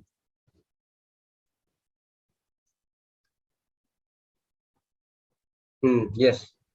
Have give you unto the power to tread on serpents and scorpions and over all the power of the enemy. So what is this power? One power is, the first power is talking about casting out, using the authority which you have inside you, which has been given by God.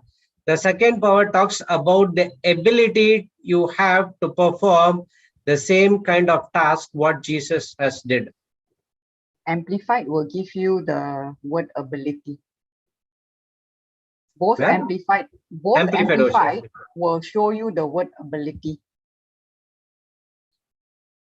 So power is defined as authorization and ability. Okay, first power is talks about God has given you the authorization to tread over all scorpions and all kind of evil powers.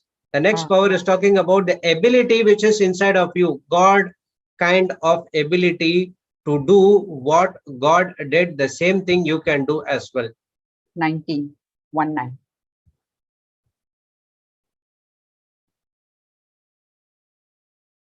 Yeah. AMP and AMPC have the word ability. Behold, I have given you authority and power to trample upon the serpents and scorpions, and physical and mental strength and ability over all the power the enemy possesses, and nothing shall in any way harm you. Put that AMP, sister. AMP. There's one more thing is that. See here. Listen carefully. I have given you authority that you now possess. It clearly says that you now possess. So that authority, the first power talks about the authority we should possess, but are we using it? That is the only question. Even though after born again, even though received the many healings and other things, but still when we ask people to come and pray over the sick people, they hesitate to do it. Which means we do not possess, or we do not, it's other, in other terms, you can say that you're not believing in the word of God. People say that, oh, I yet to study more, brother. I have to study more. I have to do this more. I have to do that more. You don't need to do that more. You only need to believe on the word of God and start speaking the word. That's it.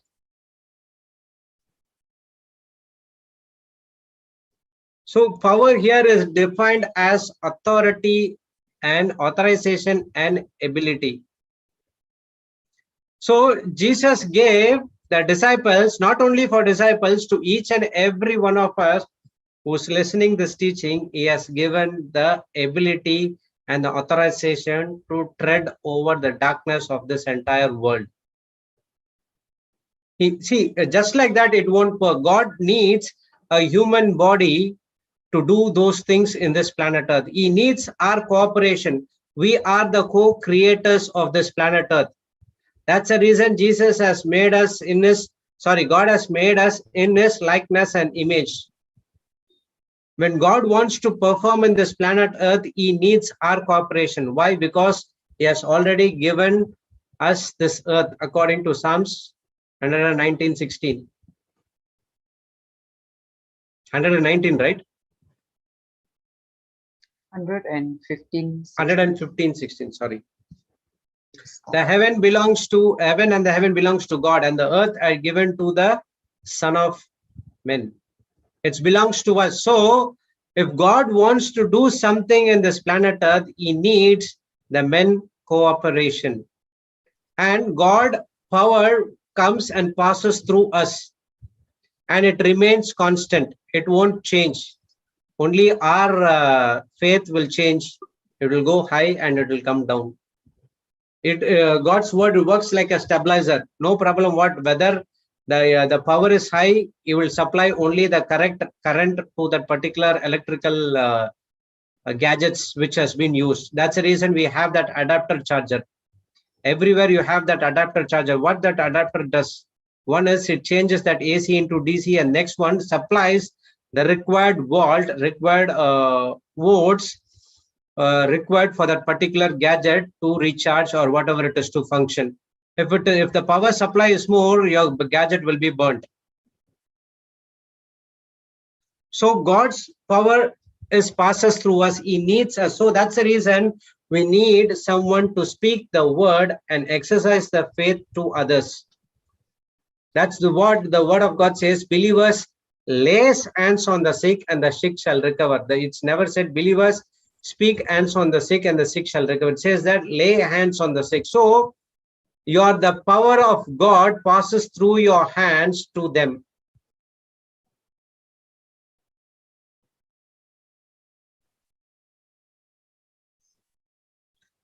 So the number one reason people is not receiving God's promises is because they do not operate in authority. Have you ever, once I was teaching to a person, I asked him to confess, I am the body of Christ, Satan, sickness, sin, you have no place and power over me. Do you know how did he said? I am the body of Christ. Satan, sickness, sin has no power over me. What, brother? You should not do like that. You should use the authority, power. See here, you are the body of Christ. How should you do that? What will happen if you given a role to mind your class or a group of people? You will shout, right? So do it like that. When you don't use the authority, that's what the authority. One is authorization to speak with full of authority, and the next is you have the ability which is inside of you. So if you don't have that faith in God's word, you cannot be succeed. So the God's word, the faith in God's word empowers each and every one of us to succeed, but not to tolerate about the doubt. If there is doubt, don't tolerate it. Cast it out immediately. Don't wait for someone. Oh, I have to call the call center number. I have to do this. I have to do that. Immediately open the mouth and cast it out. When Sister Noni said that first time I disconnected the call, the Holy Spirit never left her. No, you should speak to her. The Holy Spirit spoke to her to speak to that uncle and talk about the unforgiveness. If she would have been rejected that call, which comes from the Holy Spirit, she would have missed it. Then next time, if she would have got, God, please give me the soul, I want to convert. I gave you the soul, you rejected. Now you're coming and asking me the soul. What is this? But Holy Spirit will not act like that, okay? Again, he will give you the soul, so don't worry. So if you miss one, he is going to give you another one, so don't worry about that. So use the authority and the power. Have faith in God's word. When you're speaking, have faith in God's word. You have been empowered. You have been blessed. Think about whosoever shall say to this mountain. It never said that believers or Christians or only people who goes to church. He said that whosoever, you are that whosoever. Why is that whosoever? Because you have been created in the likeness and image of God. You are the co-creators. You should have faith in God's word. Only when you have the faith in God's word, it will empower you to succeed in your life. Praise the Lord. So use the authority. When you do not use the authority, you will fail back again. Okay, next point, you can write it out.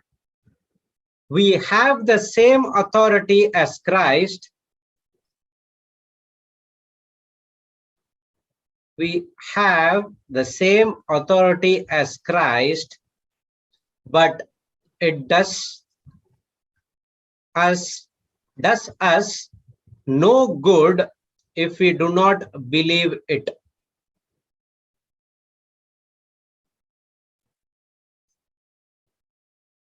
Okay, we have the same authority as Christ, but it does us no good. DOUS, does us no good if we don't believe it. So everything in the kingdom of God operates in belief system. What is the meaning of believe? Action corresponding to the message heard. Praise God. Action corresponding to the message heard. When you heard this, Luke 10:19, I have given you the power to tread on serpents and scorpions. Where is your action now? Are we speaking, or are we reaching to the global helpline? Or we are reaching to, brother, please pray, Jesse, please pray. If you pray, definitely Jesus will answer. Usually I used to get a call from some people, brother, you pray, brother, if you do this right, definitely Jesus will answer the call. Who said that? God said only believe. See, in Luke 10:19, can you share that scripture, sister, in AMP? No, you put it in KJV only.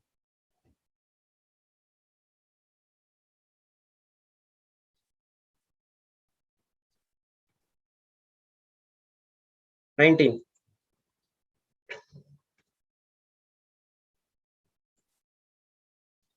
Behold, I give you unto the power to tread on serpents and scorpions. You know what's the meaning of behold, right? You are the, what is the meaning of behold?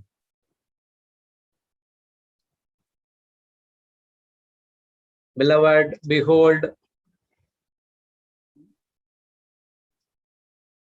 What is Take hold of. No, beloved, behold, what is that meaning I'm asking? Dearly, much loved person. Be- yes, you are much loved by God. So you replace that with believe. Okay, believe. I give unto you power to tread on serpents and scorpions. How is this looks like? And over all power of the enemy, and nothing shall by means hurt you. Believe it and you speak it. We all know God can do everything. God can do this, God can do that. We know that. But are we ready to believe on that authority which has been given to us? See, God will not do anything that He has already asked us to do or told us to do. We know that many a times we studied this. God will not do anything He has already told us to do. Why? Because He has given the authorization to get the devils off our backs. I remember, I don't know, Sister Jocelyn or Papa Johnson, I don't know who shared that testimony.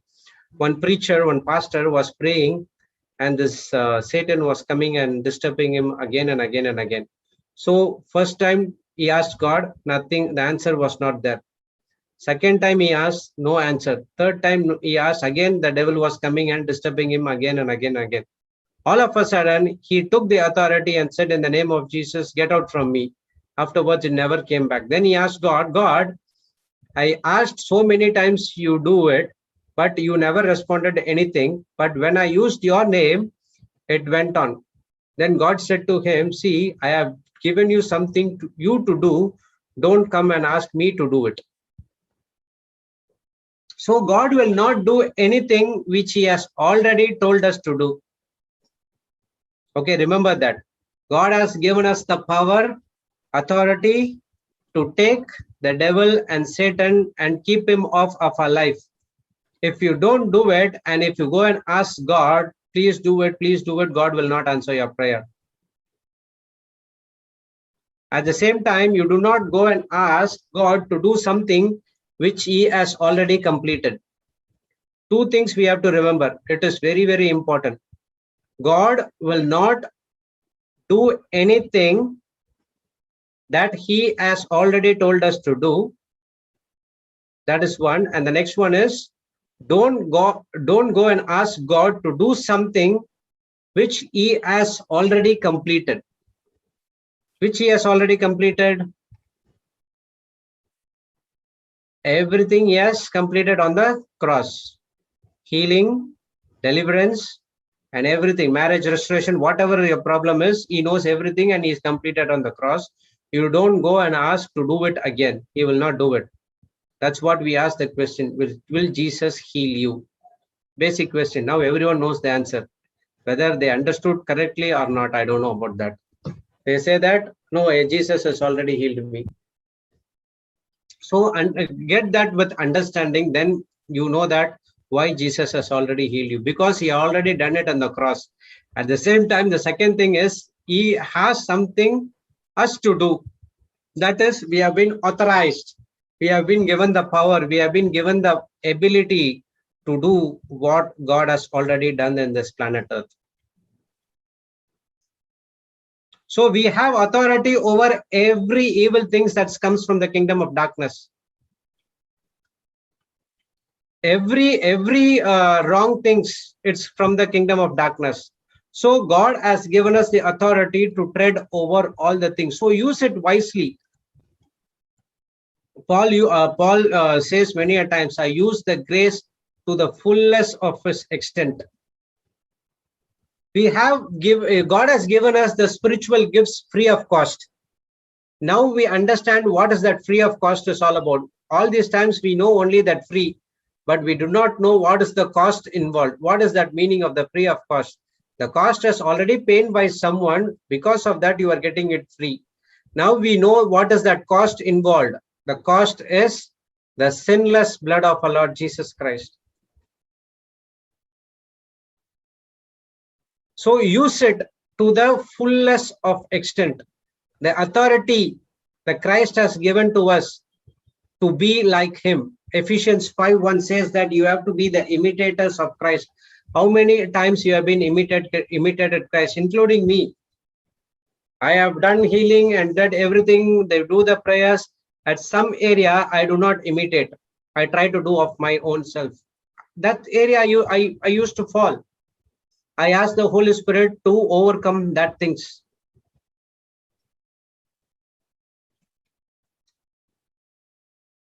So this sickness and these things are from the kingdom of darkness. We know that. So that's the reason God has given us the power and authority, because we are from the kingdom of God. We are the sons and daughters of God. We are the one who have to be the imitators of God, and we should be against the kingdom of darkness as well. That's the reason he has. That's the reason he has given us the authority. Why God has to give you the authority and power?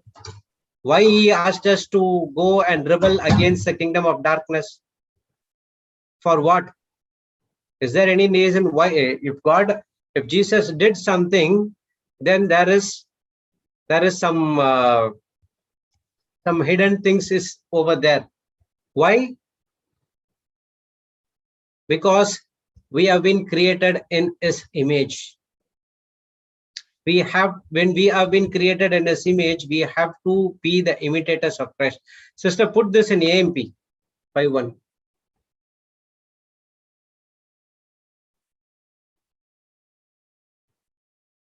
See here, therefore become imitators of God. Copy him and follow his example. Copy him. No patent rights. No, he will not charge us for any rights at all. The world charges for the rights if you use other persons. God's is ready. You can use me, man. Don't problem. No worry at all. Copy me and follow my example. As well, beloved children, imitate their father. Children imitate the father. So as we are sons and daughters of our heavenly Father, we need to imitate of our Lord Jesus Christ. Praise God. So we should have that desire to be the imitators of Christ. If there's no desire at all, how we are going to imitate Christ? How that desire comes only when you spend a lot of time in the Word of God.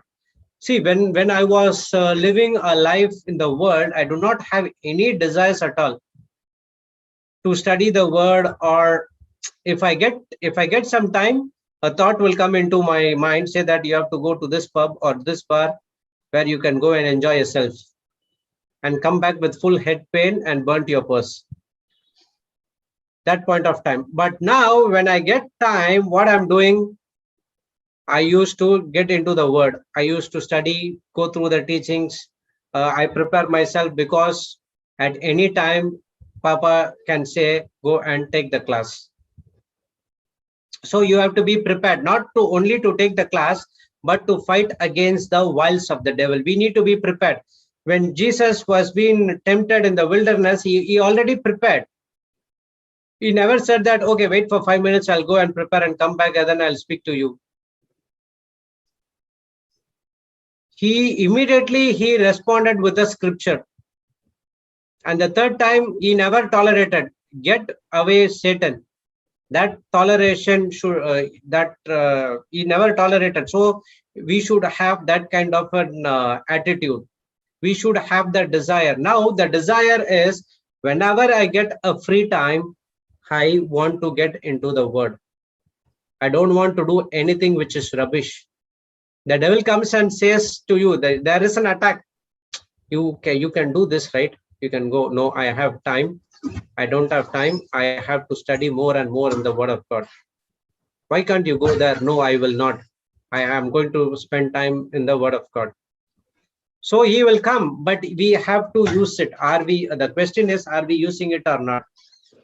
Proverbs 13:12 says, hope deferred make the heart sick. But then you want me to put the verse? Yes, sister. Proverbs 13:12.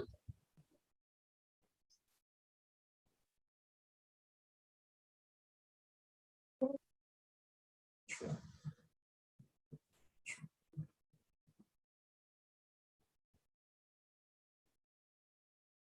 13:12.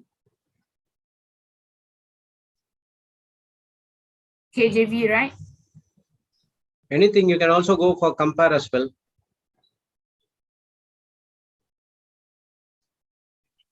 Sorry. You have to click that 12 and then Proverbs 13. relax, sister. Don't worry. No problem. Go slow. Sorry. Okay. It happens. Yeah. Go to Okay, got verse it. 12. Click it. Yeah, got it. Yes. Hope deferred makes the heart sick. If the hope is deferred, make your heart sick. But when the desire is fulfilled, it is a tree of life. You know, that is a difference between the spiritual people and non-spiritual people. The spiritual people always hope for something, this to happen, that should happen, that should happen. If that not happen, there is going to be a turmoil. We become more frustrated when we come into the word, whether it will work or not. What will happen if it doesn't work? Because why? The unspiritual people does not have any expectation for healing or deliverance or property, whatever it is. They are not word based, but they are world based. But we are word based because we have the desire that there's something should happen. Oh, I have spoken the word of God. We used to call them, how are you? How is your life? If there are any changes in you, right? We become more frustrated. Why? Because we want to see whether whether the word has worked in their life or not.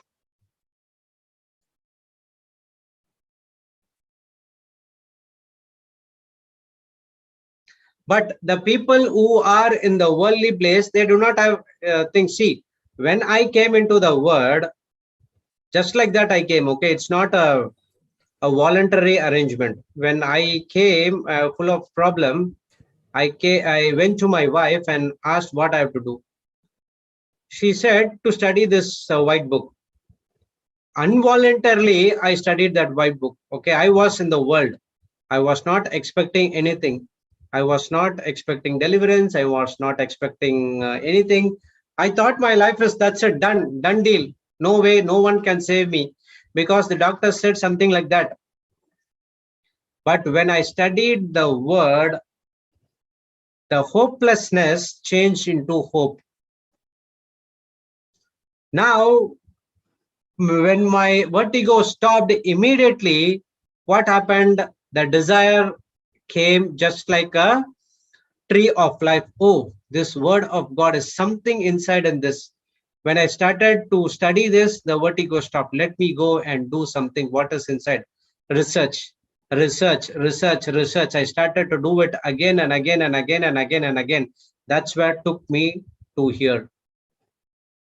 So if the hope deferred, if the word of God is not there, the hope will be deferred and your heart will be sick. Your heart here is sick. It talks about the soul. If your soul is sick, then the entire body will be sick. Everything will go on for a toss. But now, when the desire cometh, when you hear the word of God, when you use the power and authority, the first time when I was hesitated to pray over the sick people in the healing session. I was thinking, oh, Papa is going to call me next. What I'm going to do? What I'm going to do. But when I saw that children's they're doing, I got some hope. There is a desire inside of me. Oh, the children able to do it. I did it, but not in the public. Okay, I did it, but not in the public. I do through the phone. I do, because no one can see me, right? I talk over the phone, I give them, everything is fine, but I'm doing in the public. The children's came and they're doing it. Then the desire came into my heart. If the children's can able to do it, why can't you do it? So that hope gave me the desire, and that desire changed into a tree of life. Now, if no one is there, get into the what they say, in the field and bash up the devil. I'm not waiting for anyone else.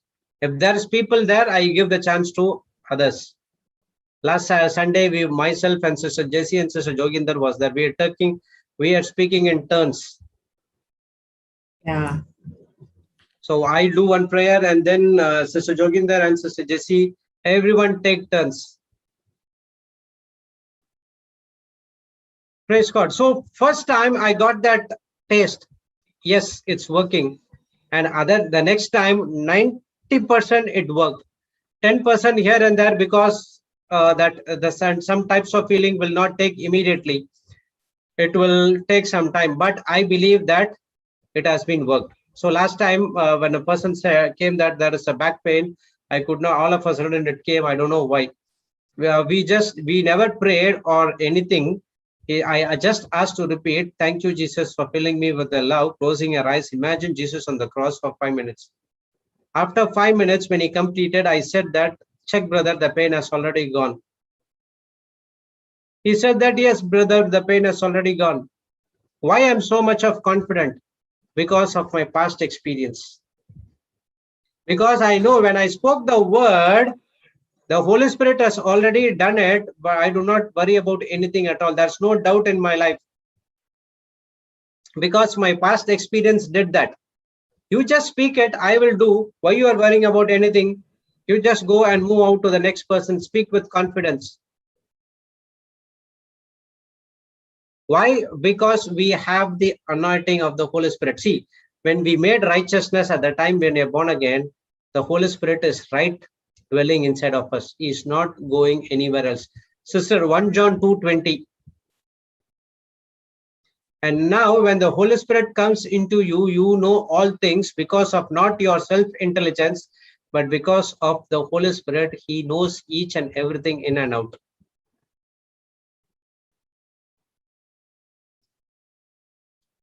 John 2:20. Yeah.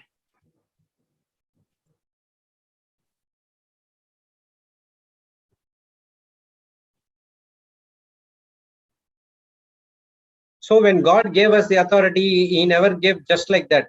Okay, he gave the Holy Spirit. With the Holy Spirit, through Holy Spirit, everything is inside of us. See, but we have an unction from the Holy One, and you know all things. That unction is the anointing. Okay, but you have an anointing from the Holy Spirit, that from the Holy One, and now you know all things. Only because of the anointing, now we know all things through the Holy Spirit. With our own self-intelligence, you cannot do nothing. So we have the anointing of the Holy Spirit to get the job done. However, if we do not know the authority, if we don't have or not, we will not able to use it in our lifetime.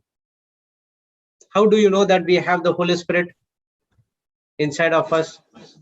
Do you have any dove came in front of your, on top of your head, of seeing from the mirror or something like that? John the Baptist saw that Jesus was anointed with the Holy Spirit. The dove was coming. What about us? Jesus said when he goes to his Father, he'll send us a comforter, right? He's given us the Holy Yeah, Spirit. did you see that? Yeah. It went right in front of my head. How? Through faith, we believe the word of God, that the Holy Spirit is inside of us. Through faith, we believe God has given us the authority and power. And the same way, with faith and belief, start speaking it. If we do not believe in faith, we will never ever use this authority through our lifetime, and it will be wasted, and you have to give an account of the things you have been wasted. God will definitely come and ask you, what did you do to me? You know, God, that person didn't allow me to do it. God is saying, that's not your problem. That's what Sister JC said, right? Sister Noni also said, what others do to me is not my problem. What I do to others is my problem. God will, I given you through grace, I have given you everything what you need in this planet Earth. Did you use? Yes, I used for myself, my wife and my children. Okay, well and good. What about the others? See, in other words, we are like the police officers.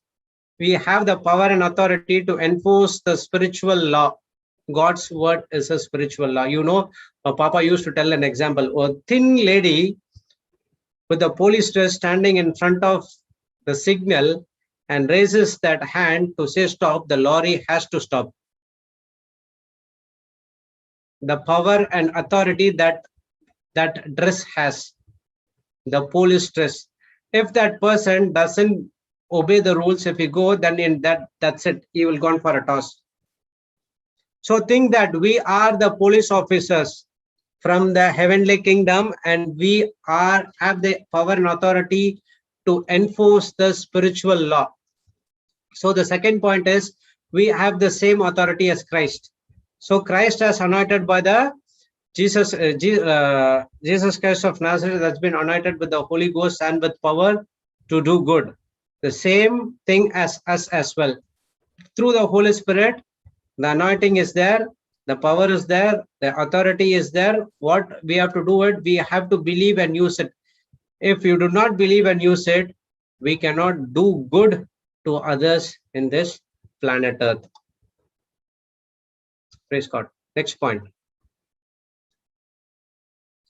God's word is a spiritual law that never changes. Okay, God's word is a spiritual law that never changes. It remains constant in all situations.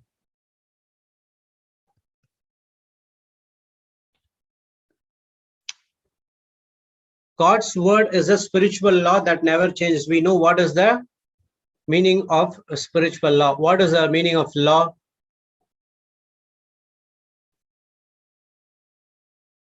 Definition of law. It is a universal principle. Whosoever applies it, the result will always the same. Praise God.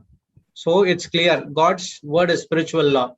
So Sister Shanta, where are you now? In Gujarat, right? You know, in your place, if you put something, it goes up or down. If you put something down, it will goes up or down. If you have the cell phone, if you drop this, where the cell phone will go?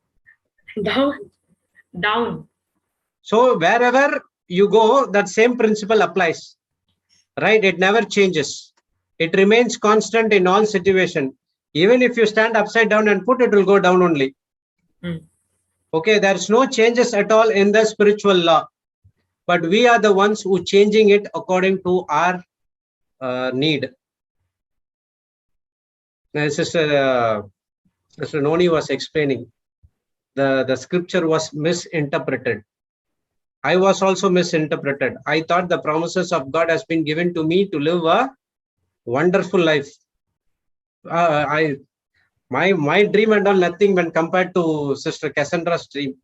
What cars and all she said, oh my God. So that convertible two-seater, what and all you said, oh my God. Then there are many people who are having those kind of visions as well. So we used it for our own purposes. Thank God it has never happened to her, or it never happened to me as well. If it had been happened, you should have not seen both of us in this panel now.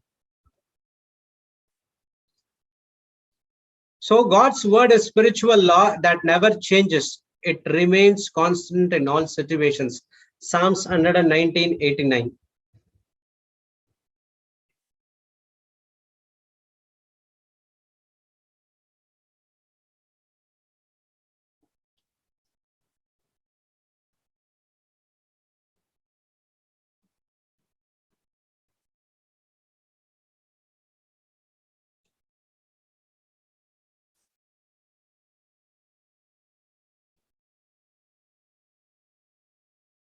forever the Lord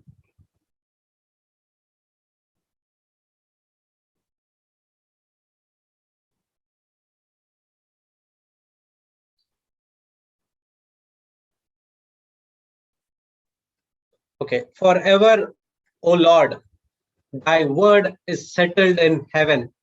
So the words which has been coming to us, it has already been settled in heaven. Okay.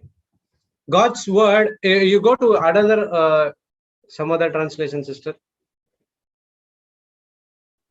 Compare, brother. Yeah, go to compare.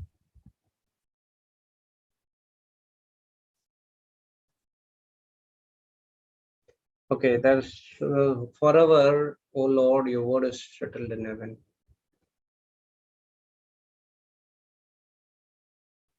Come down, sister. Firmly mixed in heaven. Okay, 1 minute.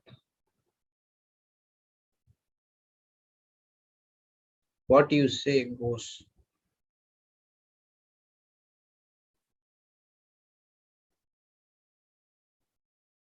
Okay, no problem. Come to KJ. Everyone tells the same.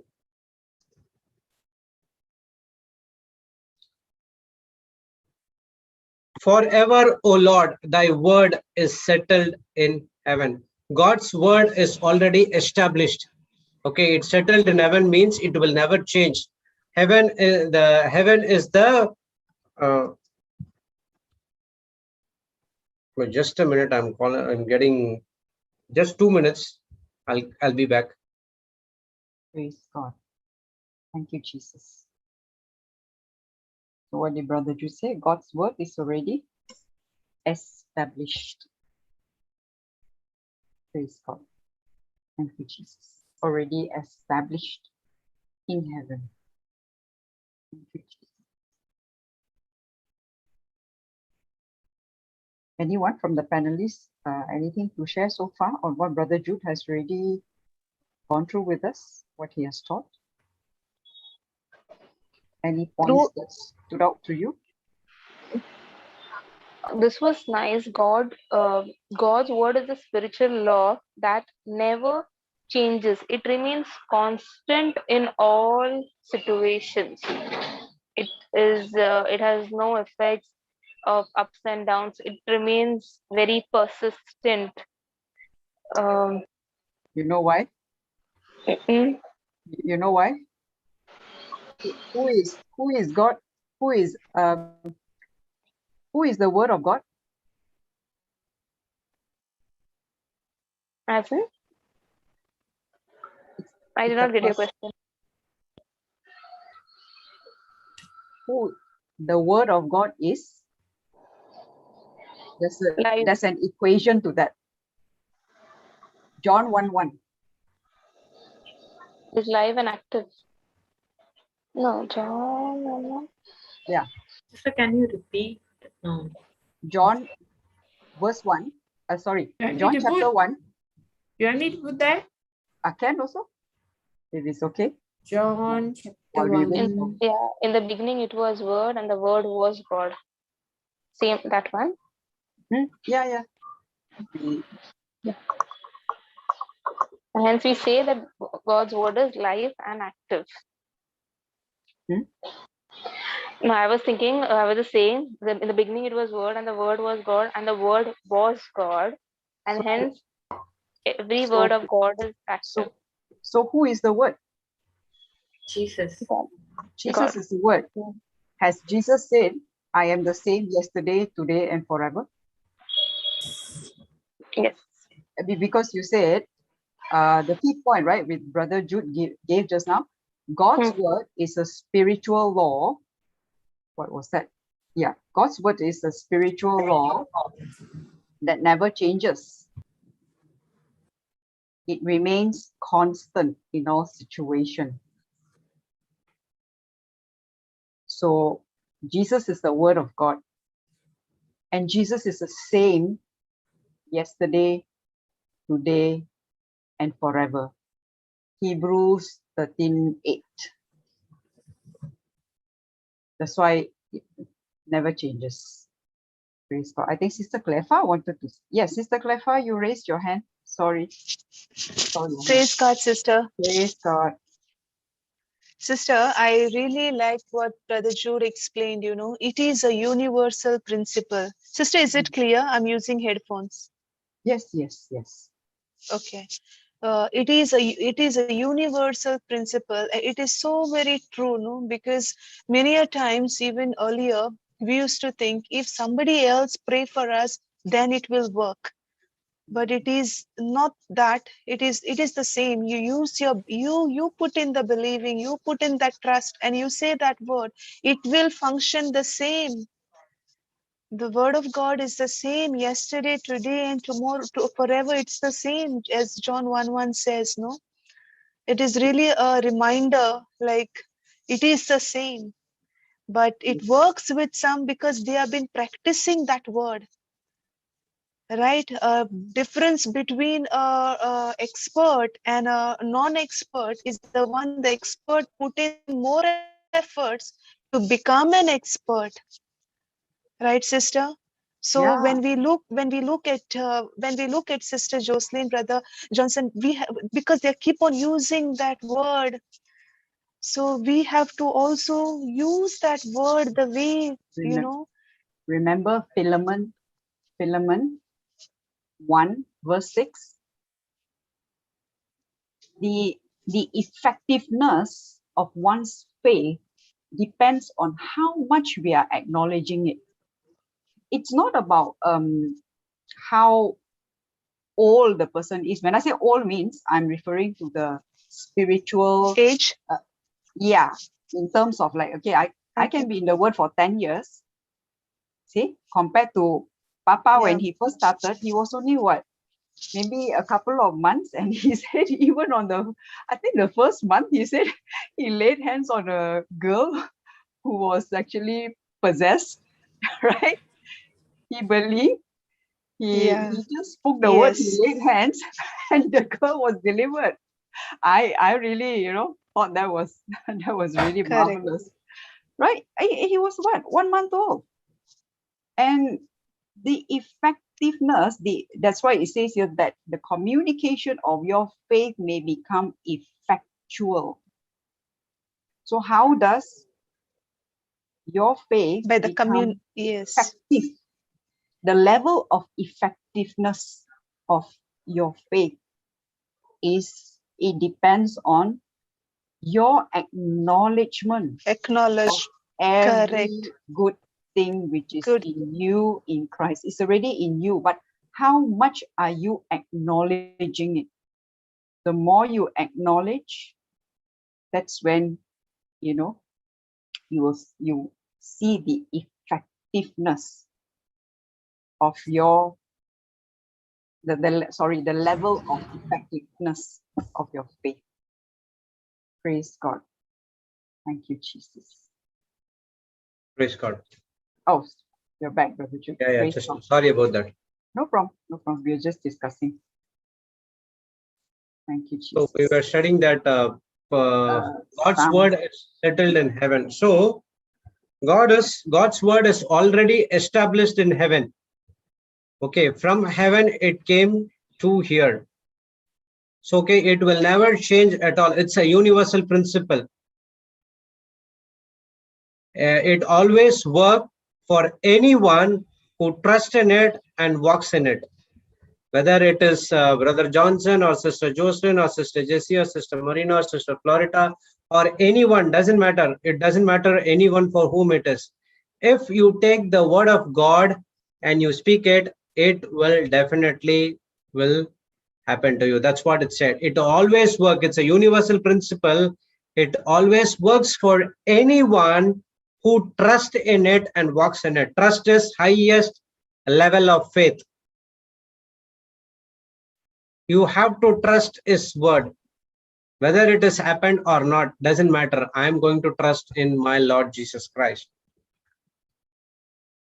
In Psalms 89:34, we know that he will not break his covenant or alter the covenant which has come out of his mouth. So the word of God is a covenant When he spoke something, he is faithful to perform those words which has come out of his mouth. God will never ever go back on his word. Oh, I said this. Okay, Jude, you are doing this. Okay, let me change some laws and come back to you. No, it's not like that. In the physical world will happen. But in the kingdom of God, in the spiritual world, no, God will never ever go back on his word. He keeps all his promises till date and after generations to come. He said he will do it, and he will do it. But the question is, God has so much, what to say? He says that he is faithful in performing his word. God is ready to do, but are we ready to speak? That's what I said in the beginning. We are the co-creators.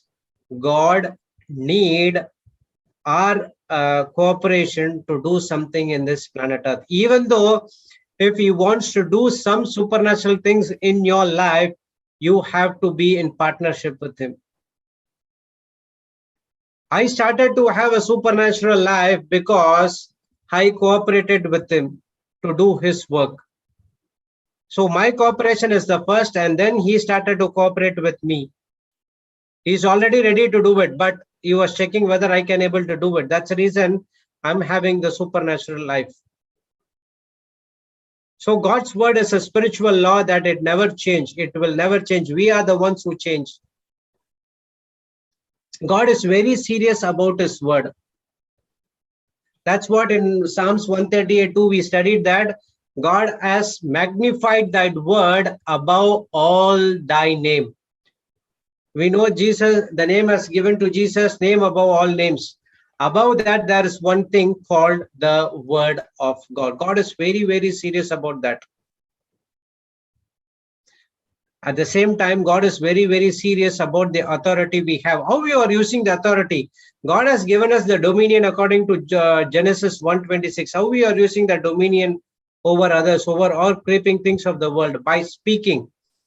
That day we studied, right? God, natural world is to be spoken by humans speaking God's word. Right, Sister Jessie, what is that? Sorry? Natural world is to be spoken by humans speaking God's word, right? Natural world is to be controlled by man. By speaking God's word. Yes. Natural world to be controlled, to have dominion. How? By speaking God's word.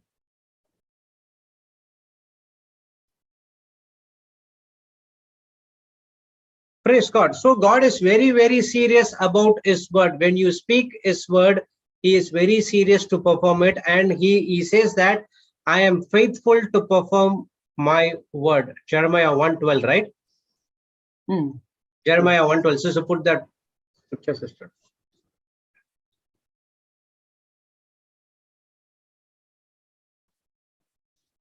See, these are not the new things we are studying, okay? These are the old things, just refreshing with the new ones. So then said the Lord unto me, thou hast well seen, for I will hasten my word to perform it. When you speak God's word, he is ready to perform for it. He doesn't leave you nor forsake you. Definitely he will make that word to come to pass in your life and other person's life as well.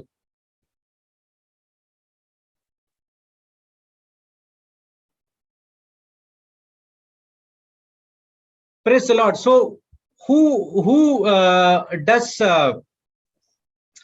turn back from God by not speaking the word of God? It is us. We have the ability to limit God's word. Okay, in Psalm 78:42, I think. Go to Psalm 78:42. The God's limit the Holy One of. They have turned back and limited the Holy One of Israel. Let me check.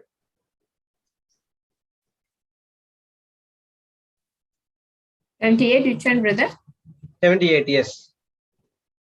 Which was? 78, 41.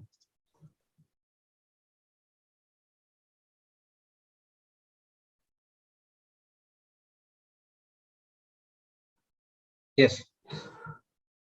Yea, they turned back and tempted God and limited the Holy One of Israel. It's not God who limits himself for us. It is because of our own decision. We know that we actually have the ability to limit God. We have the ability to perform God's word in our life. At the same time, we have the ability to limit God's word as well. How?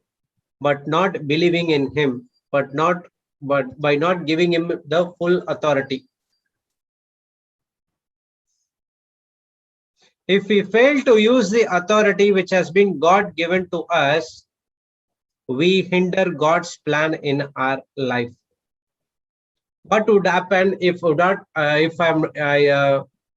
the start of the 2020 lockdown, 2020, right? Yes, 2020 lockdown. My wife told me that Papa Johnson is conducting the healing retreat. Go and join in the Zoom.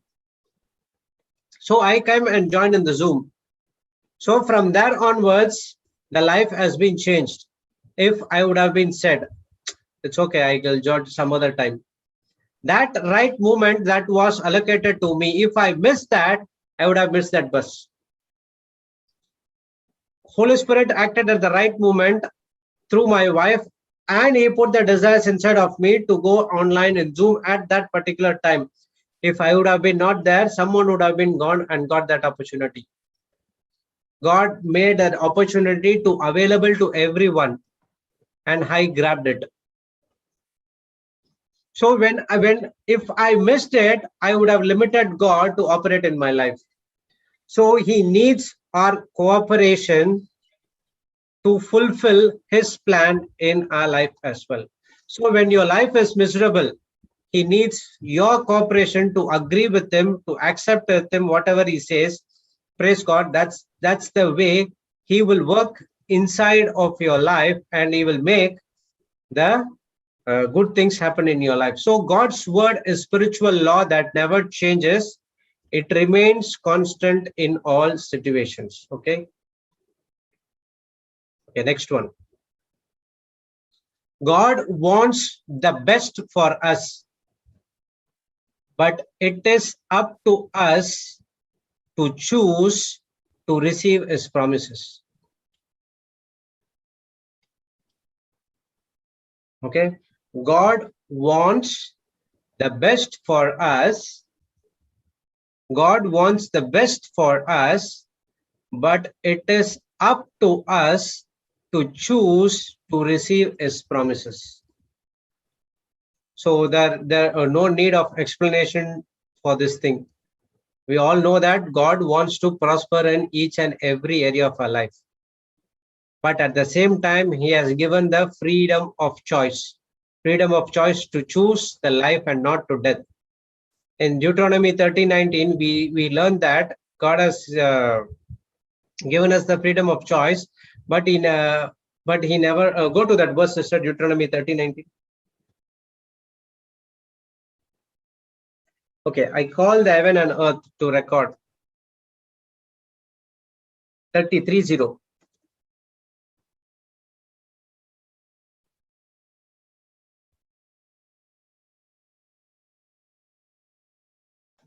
This one, brother? 39. 30:19. Sorry. No problem. Come down. Even I was like that before when I put the scriptures. Praise God. You are and all. I am here, so no problem. Think about Papa Johnson. Yeah. He goes fast. Okay. I call heaven and earth to record this day against you, that I have set before you life and death, blessing and cursing. Therefore choose life, that both thou and thy seed may live. So he's saying that I set before you life and death, blessing and cursing. He is also giving the answer and giving us the commandment. He given us the freedom of choice and he giving us the commandment to choose life. He never said that to choose death. He never said that maybe you can choose life or death. He never said that. He said, therefore, choose life. I have said before you life and death, blessing and cursing. When you choose life, full of blessing. When you choose death, it's full of curse. Now I give you the choice. But remember, in sideways, he's coming and saying, choose life, that's good for you. Brother Jude, Yes, sister. the other day when Alison was asking a question, it struck me, when he asked the question, did God say to choose life and blessing? That was the question. What's your answer? Yes or no? Did God say, okay, God said, right, to choose life and blessing? Did he say that? Choose life. That's what is It clearly struck there. me. You see, I read this verse, but I never paid attention. But when the question was asked that day, suddenly it struck me. Oh, God say only choose life, Sister Joginda, can you please highlight life and death? Life, death, blessing, cursing.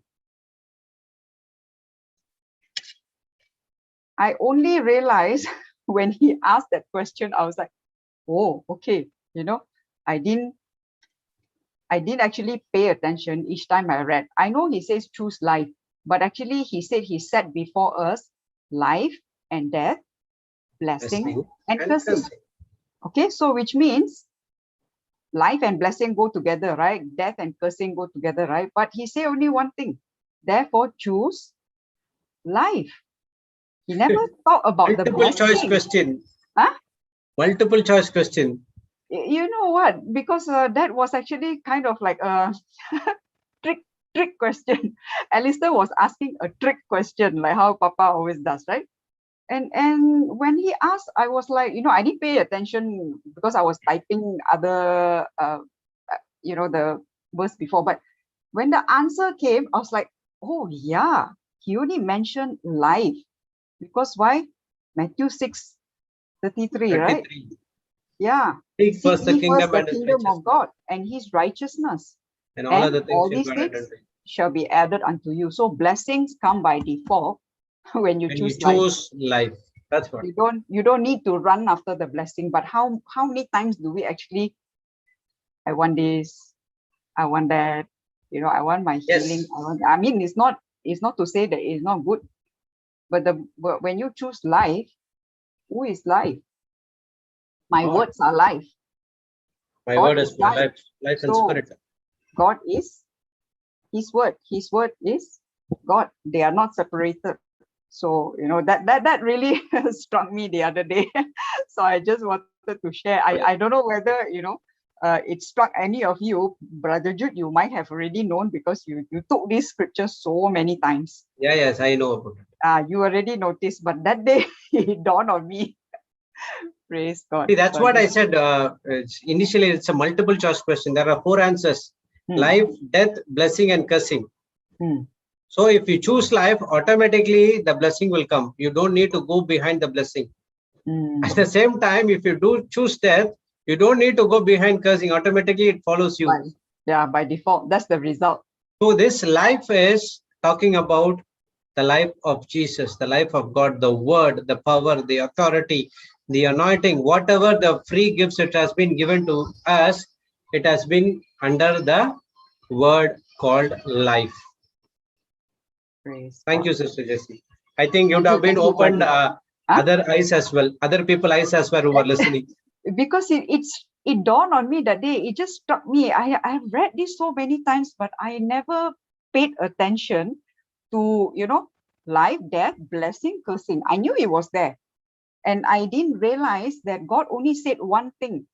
Out of all that 4, he only said one thing, which means when you choose life, blessing come by default. I mean, you already know that in Matthew 6:33, seek ye first the kingdom of God and his righteousness, and all these things shall be added unto you.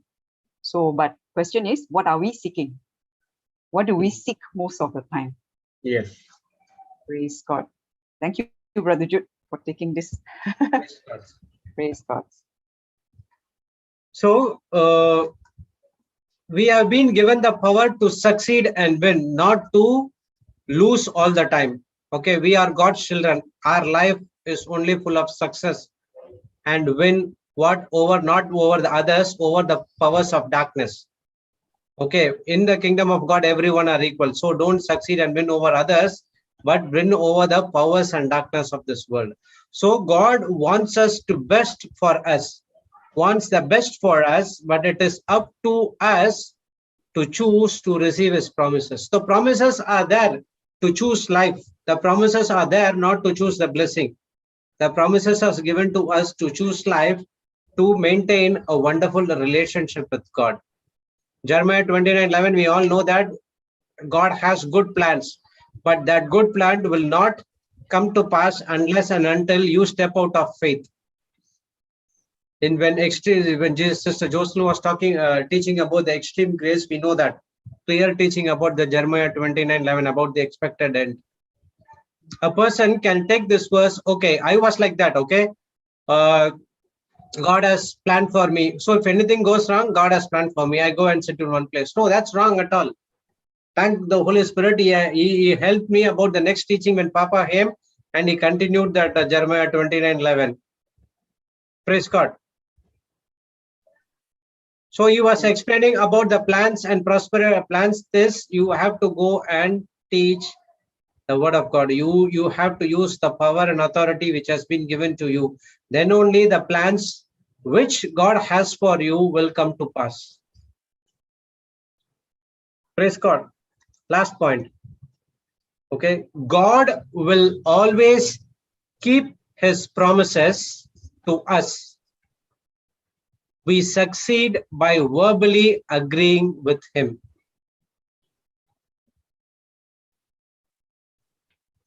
God will always keep his promises to us.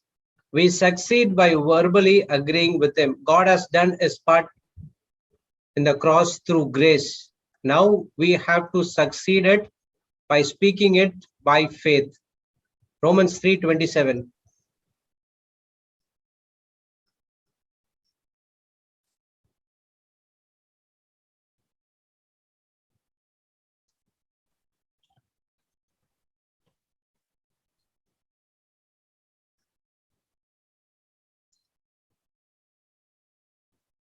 Where is boasting then? It is excluded what of law or works? No, but by the law of faith. Okay, we'll take this in some other. Put it, temper, sister.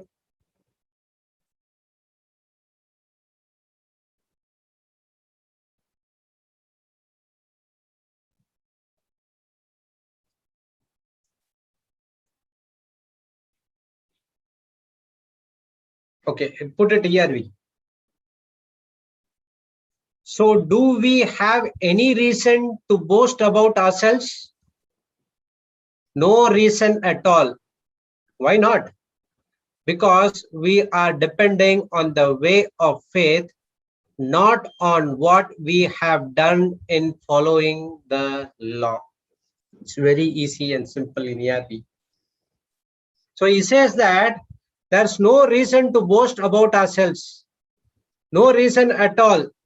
Because we are depending only on faith, not on what we have done. If you think that I have to do everything, then you are following the law.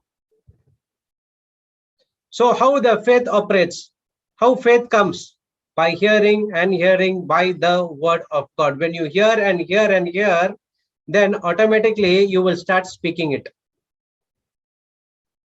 So when I am reached to this level, or Papa Johnson or Sister Johnson or Florida, Sister Marina, Jesse, whoever it is, comes to this level, it is not because of our own works, but it is because we are depending on the faith. We started to get into the word. I just only, if you say to really to get into the word, it's only 2 years as of now. But think about Papa Johnson, he was 23 years. Sister Jocelyn were about 16 years. 16, 8. Sister Florida is about 10 years. Marina should be 6 years. How about Sister Jessie? So, if you say it's actually during the lockdown, the Okay. serious, really serious. Yeah, that's what the during serious lockdown. breakthrough. Only at the lockdown. Even though I was in the word, I was just here and there. I know that power or authority is there. I never used it. But even though if I used it for my own benefits. So when in the lockdown, whatever I learned, it came as a live example for me. So God will always keep his promises. God's promises is always there, but we will succeed only when we start speaking it. Romans 8:2 says, for the law of spirit of life in Christ Jesus has made me free from law of sin and death. Everyone knows the scripture. We cannot overcome the law of sin and death if we did not execute the law of spirit of life in Christ Jesus. Okay, we cannot overcome that law of sin and death unless and until you execute the law of spirit of life in Christ Jesus. How you are going to execute? There's no other way. You have to open your mouth and verbalize and start speaking with him. When you're speaking with believing in your heart, confessing through your mouth, you are agreeing to the God's word. So when we open our mouths and verbally declare that we are healed, we are restored, we are delivered, my son is delivered, everything is set free. Now what happened? We overcome the situation and we overcome the problems which is coming against us. Praise the Lord. So that's what the law of spirit of life in Christ Jesus. Unless and until you open the mouth and speak, it won't work at all. One of the favorite verse in the lockdown for me, 2 Peter 3:9. Put it in AMP. I like this verse very much. It clearly works for me. Patient. Extraordinarily. Favorite lockdown verse. Hey, put it in AMP system.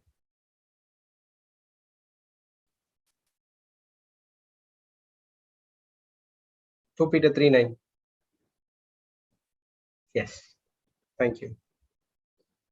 The Lord does not delay as though he were unable to act, and is not slow about his promises. Many a times when I ask something to God, it never happened. So I think that it's God is not interested, or God is slow in putting the promises to come to pass. But actually the truth is, as some count slowness, it was our human thinking, but is extraordinarily patient toward you. Okay, personally take it yourself. God is extraordinarily patient towards you, not wishing for you to perish, but for you to come to repentance. Change that any and all to you. Put your name. God is extraordinarily patient with me, not wishing me to perish, but I have to come for repentance. Praise the Lord. I like this verse very much. So God is always ready to keep his promises. God is always ready to do his promises, but it is we who have to agree with him. How we are going to agree? How we are going to succeed in those promises? Only by speaking the word of God again and again and again. So the death or a lack of life or living a disastrous life, it's not God will for us. Okay, we studied. It's not God will for disciples to be fear in that boat.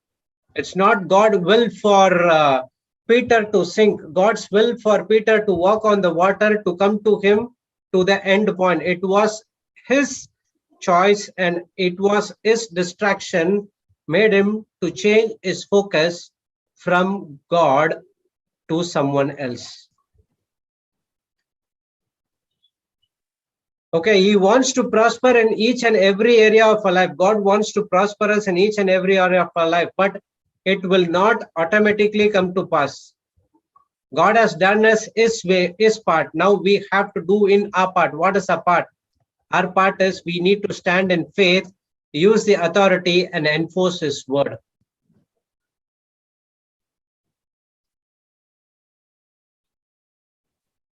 We have to do our part. Grace is completed by God. 50% of your work is already completed. The next 50% is us. We need to stand in faith. James 2:17 says, faith without actions is dead. We must act on what we believe. A person can say, I have faith, God will do it. I have faith that God will do it, and it will see it in one place. God cannot do it because you are not moving out of faith, but you are rather sitting in one place and you're going in extreme grace. There's no faith at all. You just opening your mouth and saying it, but it is not in your heart. So this is one law. Faith without actions is dead. So Bible is full of spiritual law. Another law, that's to be law states that to be carnally minded is dead. To spiritually minded is life. Romans 8:6 we have learned. So faith without actions is dead, which means you are carnally minded. You will not do anything of yourself, but you want someone to do it. The extreme grace can go into a spiritual laziness. A spiritual mind is always makes you active. The Holy Spirit will always make you active. When you study some word of God, when you put in, when you want to study something, you studied, the Holy Spirit will not be silent. Immediately introduced to a enemy to put your faith into action. At that moment, what you're going to do? Sister Nani put the faith into action. When the Holy Spirit reminded her, speak to him about forgiveness. So she went and spoke to her, opened, the doors has been opened. Everyone got saved. So God's word is a spiritual law, and that spiritual law is very, very important in our everyday life because we are spiritually being. But Sister Jessie was explaining. We are in this world, but we don't belong to this world. The person who listens to the first time, they will don't understand what is that, what they are telling. They are in this world, but they don't belong to this world, which means we are in this world, but we belong to the spiritual world. So when we belong to the spiritual world, our words, deeds, everything will be spiritual. My real citizenship is in heaven. Praise God. But Amen. physically, I'm still on earth. You know, it's just like how people, they say they migrate, you know, they go to this place for a while, for a certain mission that they have to do, whatever they do. But actually they come from a country where, you know, where they were born. That is their actual birthplace, but, you know, they may go out and do something. Yes. So, but for us, our real home, eternal home is actually heaven. That is my address. I like what Sister Florita, you know, she taught this. That's my address. My address is heaven. Heaven is my address. Earth is just a temporary address. Yeah. That's why I don't We are belong. like gypsies, right? Gypsies. You come and they stay for some time and they go. Gypsy. Praise God. So we are here. So until we are in this earth, we need to use that spiritual authority and to teach others and use it. When you're going to use it, the other people will come and say, oh, this person I saw, Brother Jude was having this kind of things for about 6-7 years. If now I see in the YouTube and he is speaking these things, how this change could be happen? Let me go and check with him. Praise God. Praise God. So all the things has been given to us, the authority, spiritual authority has been given to us. So how we are going to use it? So the 5 points what we studied: faith in God word empowers us to succeed. We must not tolerate any doubt at all. That's the first point we studied. Example, we saw about the Peter. Oh, it's 1 point together, is it? Yeah, it's 1 point together. Okay. Faith in God's word empowers us to succeed. We must not tolerate any doubt at all. That's the first point. Second point is, we have the same authority as Christ, but it does us no good if we do not believe it. So we have the authority and everything, but if we don't believe that, it is of no use at all. It is kept as a unused. Nobody there, no children. They don't want to take. Maybe no. Praise God. Okay, Thank praise you, God. Jesus. That's the second point. Third point, God's word is spiritual law that never changes. It remains constant in all situations. So no matter what is the situation, okay, it doesn't mean that, okay, only in this authority, in this situation we can speak, in other situations you cannot speak. No, it's not like that. It remains constant in all situations. And the fourth point what we learned is God wants the best for us, but it is up to us to choose to receive his promises. Remember Deuteronomy 30:19. Multiple choice, 4 questions: life, death, blessing, cursing. Okay, so God is telling, choose life, don't choose blessing. Blessing is hidden and it has added add-ons to the life. And the fifth point what we studied, God will always keep his promises to us. We succeed by verbally agreeing with him. So grace and faith, this is what comes to picture. Grace is God was already done for us, and the faith is we need to speak it verbally, agreeing it with him. So when you speak it verbally, you are agreeing with God, because unless and until you believe, you will not speak. Praise God. This is what I want to teach you. But praise be to God, it exactly went as Sister Snoni's testimony. Praise God. It just coincided it. Thank you, Brother Jude. Thank you, Sister Moni. Thank you, Sister Praise God. Joginda. Thank you, Sister Brother Jude, it did Shanta. not coincide. Holy Spirit led it Yes, exactly yes. to be Sorry. told today. Yeah, it was a Holy Spirit teaching. I was supposed No, to there's say no it coincidence. yesterday. I was supposed to say the testimony yesterday and I forgot Yeah, some points. So it exactly was for today. praise God. Praise God. God.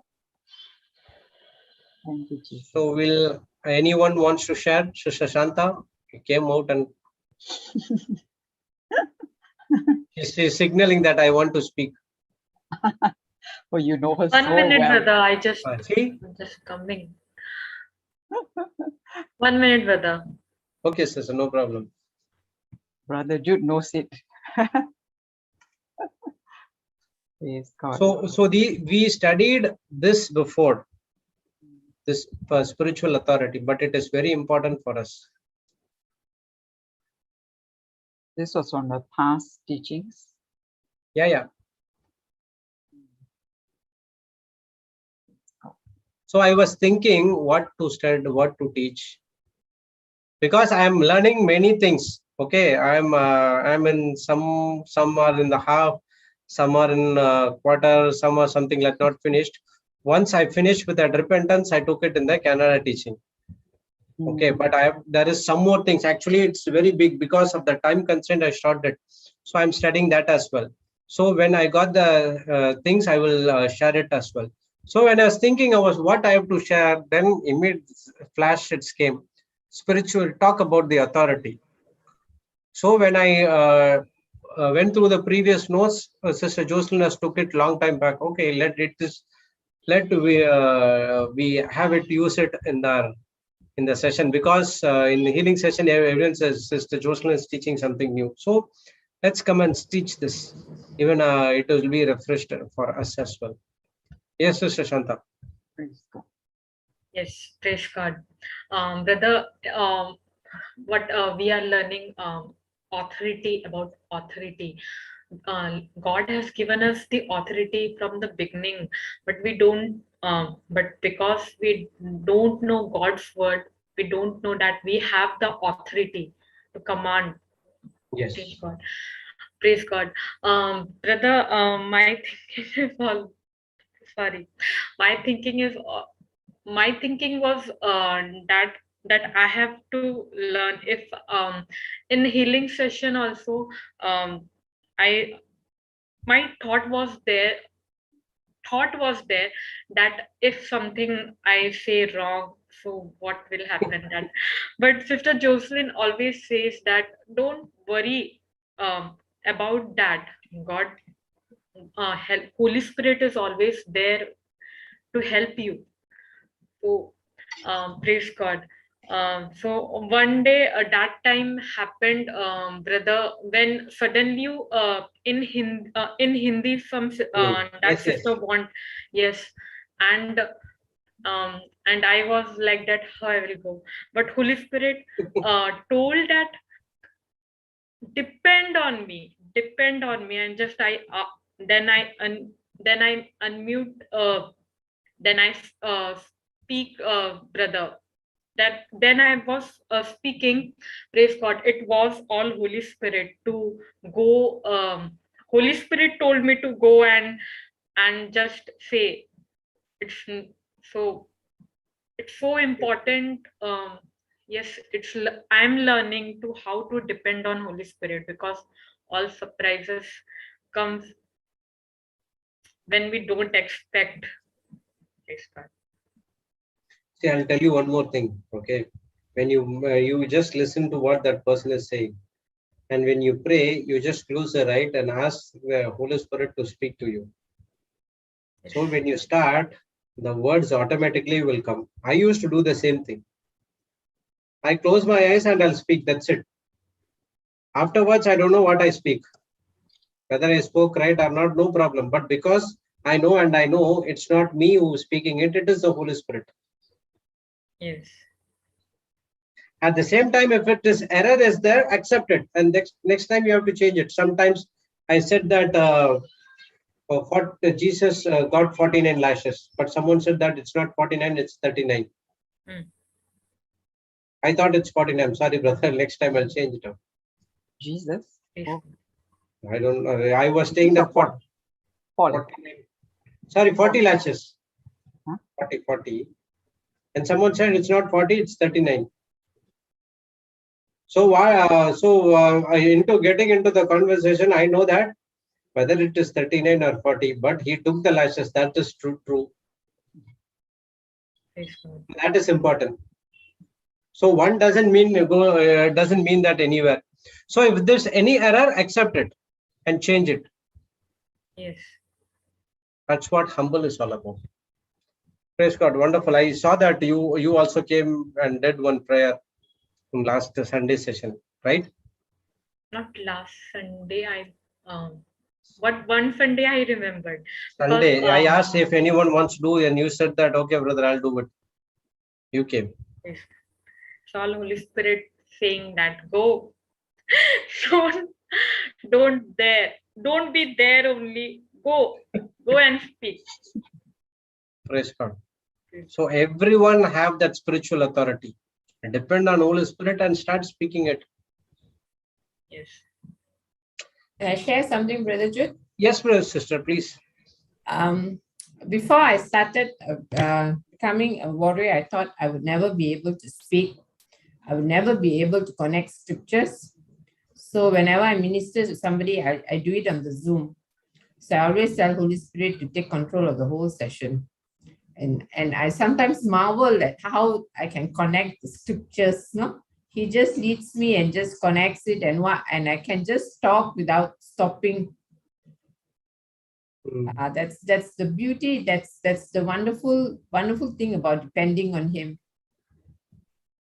Yes,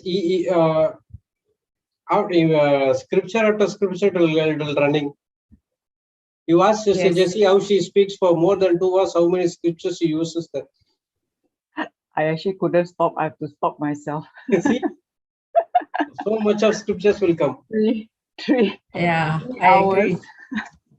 And it will just, you see, for the first time, someone needs the understanding. You have to give them the understanding. So that usually for the first time, I'll spend longer time with the person because the person needs that understanding, especially when there's no, if the person is not in the word, that's what you need to give the understanding. But it is the Holy Spirit who connects. Not that I know them, but as like you say, I also do that, Brother Jude. Nowadays I close my eyes. I speak to that person, the earphone is here on my ear, but my eyes are closed. I'll just close. I remember Sister Samantha said this. That's why she doesn't put the video, because her eyes are closed. So she said, well, I just put off the video because I'm closing my eyes all the time, but the words just flow. I mean, you all can see, right? how it goes on for a few hours. Yeah. So it's the Holy Spirit who connects the scripture. But it is what I have learned prior to that he can, he helps me to recall. I don't know what the other person needs, but by the end of it, I know that the other person has got the understanding. Whatever the lie that was in has gone out because of the truth that the Holy Spirit, spoke through me or through any of us. Yeah, I can understand that, Sister Joginda. Yeah, I know. It just comes, right? Yeah, last week I was explaining to this person, and I don't know where all the examples all came from. And then it was already close to more than an hour. So I said, I better stop because it was a new person. I said, no, I better stop, not give her too much and scare her away. You will never. Even when I minister also, I do the same thing. I go to one place, I sit and I'll close my eyes and I'll start speaking. Praise God. He's the one who reminds us because I'm not the one who's speaking, it is the Holy Spirit who's speaking. So let him take control. Yes. Why do you want to get distracted with many things happening in front of us? Yes. He's the one who reminds us what you have studied. He brings it to remembrance. Praise God. John 14:26. Amazing. Praise God. Thank you, Jesus. So anything to share? Anyone from the panelists? Anyone?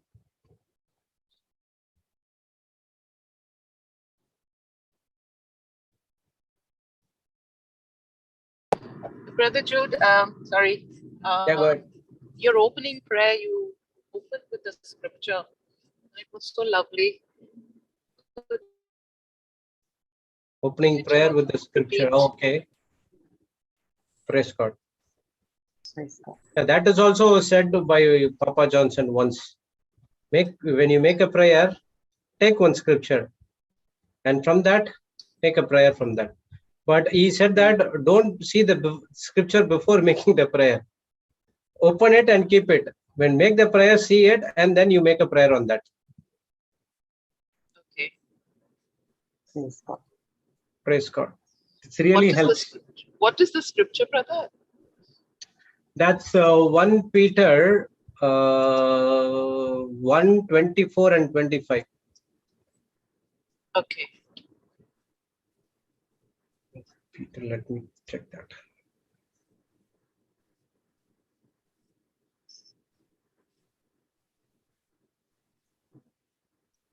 Yeah. For all flesh is as grass, and all the glory of man as the flower of grass. The grass withered, and the flower thereof falleth away. But the word of the Lord endureth forever. And this is the word which by the gospel is preached unto you. Thank you, brother. It's so Praise, beautiful. I'm going to reflect on this today. It's praise really, God. really touched me. Jesus.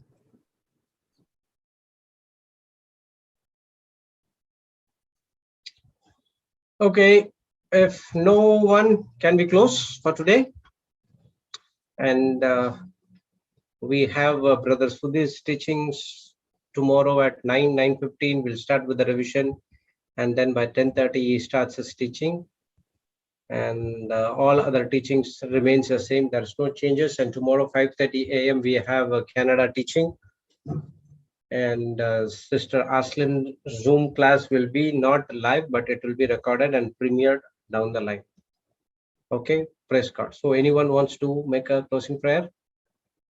Open to all. Yes, brother. Yes, sister, go ahead.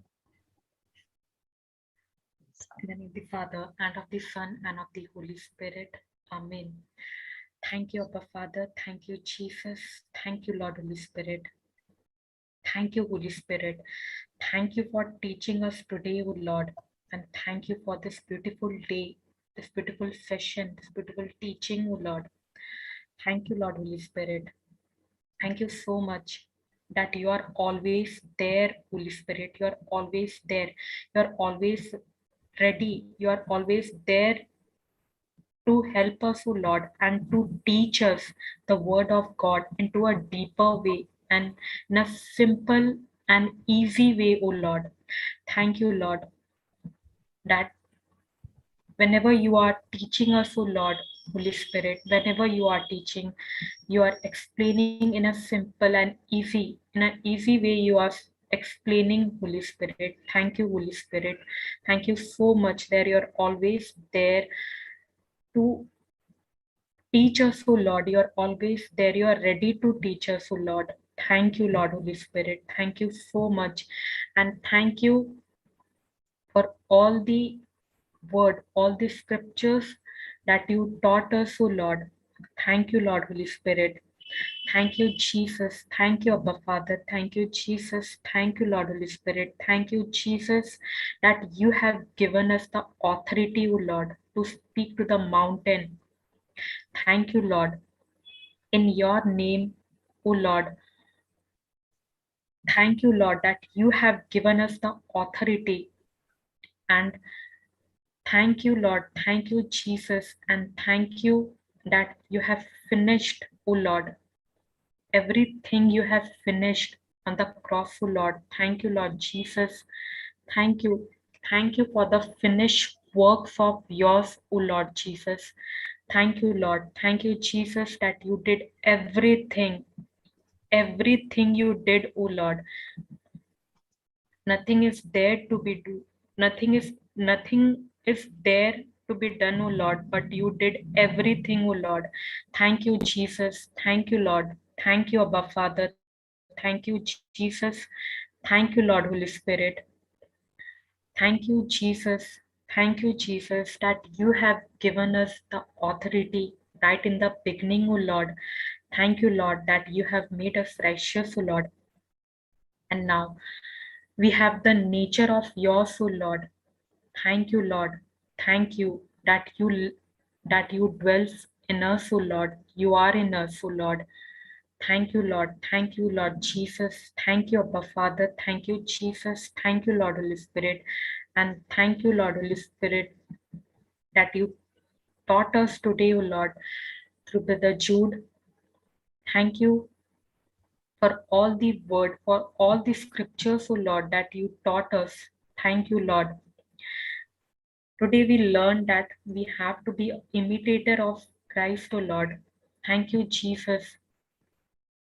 We imitate you, O Lord. Thank you, Lord Holy Spirit, that you taught us that we are the children. We are the children of the Most High God. We are the child of the Most High God. And the same authority God has given us, O Lord. Thank you, Lord. Thank you that you gave us everything, O Lord. Everything you gave us, O Lord. Thank you, Lord. Thank you, Holy Spirit, for Brother Jude, for Sister Jessie, Papa Johnson, Sister Josephine, Sister Florida, Sister Marina, everyone, and all the team members, oh Lord, that all the team members, those who are working for your kingdom, oh Lord. And thank you, Jesus, that you have chosen us, oh Lord, for work for your kingdom, O Lord. Thank you, Abba Father. Thank you, Jesus. Thank you, Lord Holy Spirit. And thank you, Lord Holy Spirit, that you, for Brother Jude, that you taught us through him, O Lord. Thank you. Thank you, Lord Holy Spirit. Thank you so much. Thank you for all the co-hosts, all the participants, all those who are listening. We give you thanks, O Lord. Thank you, Abba Father. Thank you, Jesus. Thank you, Lord Holy Spirit. And we thank you for each and every one, those who are listening, oh Lord. Lord, we don't only listen, oh Lord, but whatever you are teaching us, oh Lord, Holy Spirit, that we apply on our life, oh Lord, and also teach others, oh Lord, the word of yours, Lord Jesus. Thank you, Holy Spirit, that you are teaching us, and now we have to teach others, oh Lord, and depending on you. Thank you, Holy Spirit, that you are always there with us. Thank you. Thank you so much. Thank you, Lord. Thank you, Abba Father, for Papa Johnson, Sister Jessie, Sister Marina, Sister Josephine, Sister Florida, Brother Jude, and everyone, each and every warrior, oh Lord. And thank you that you have chosen each and every one, each and one of us, each and every one, O Lord, to work for your kingdom, O Lord. Thank you, Lord. Thank you, Abba Father. Thank you, Daddy. Thank you, Papa. Thank you so much for your loving, O Lord, that you have loved us. You have loved us so much that you gave your one and only Son to us. Thank you, Abba Father. Thank you, Jesus. Thank you, Holy Spirit. We ask this prayer in the most, Abba Father, we ask this prayer in the most, in your one and only Son, Jesus, and we give you all glory, all honor in the most and precious and sweet name of Jesus. Amen. Amen. Amen. Amen. Amen. Wonderful. Amen. Praise God. Praise God. Amen. Thank you. Thank you, so much. Sister Thank Shraddha. you. Great. Beautiful. Thank you, Thank Brother you, Jude. Brother Thank you, Jude. Sister Jessie. Thank you, Sister Jessie. Thank you, Sister Thank you, Marina. Sister Nani. Thank you, Sister Joaquin. Thank you, Brother Jude. Praise God. Thank you all. God bless. Bye. Good night. Good Thank night, you. everyone. God. See you tomorrow. Bye. Bye-bye. See you tomorrow.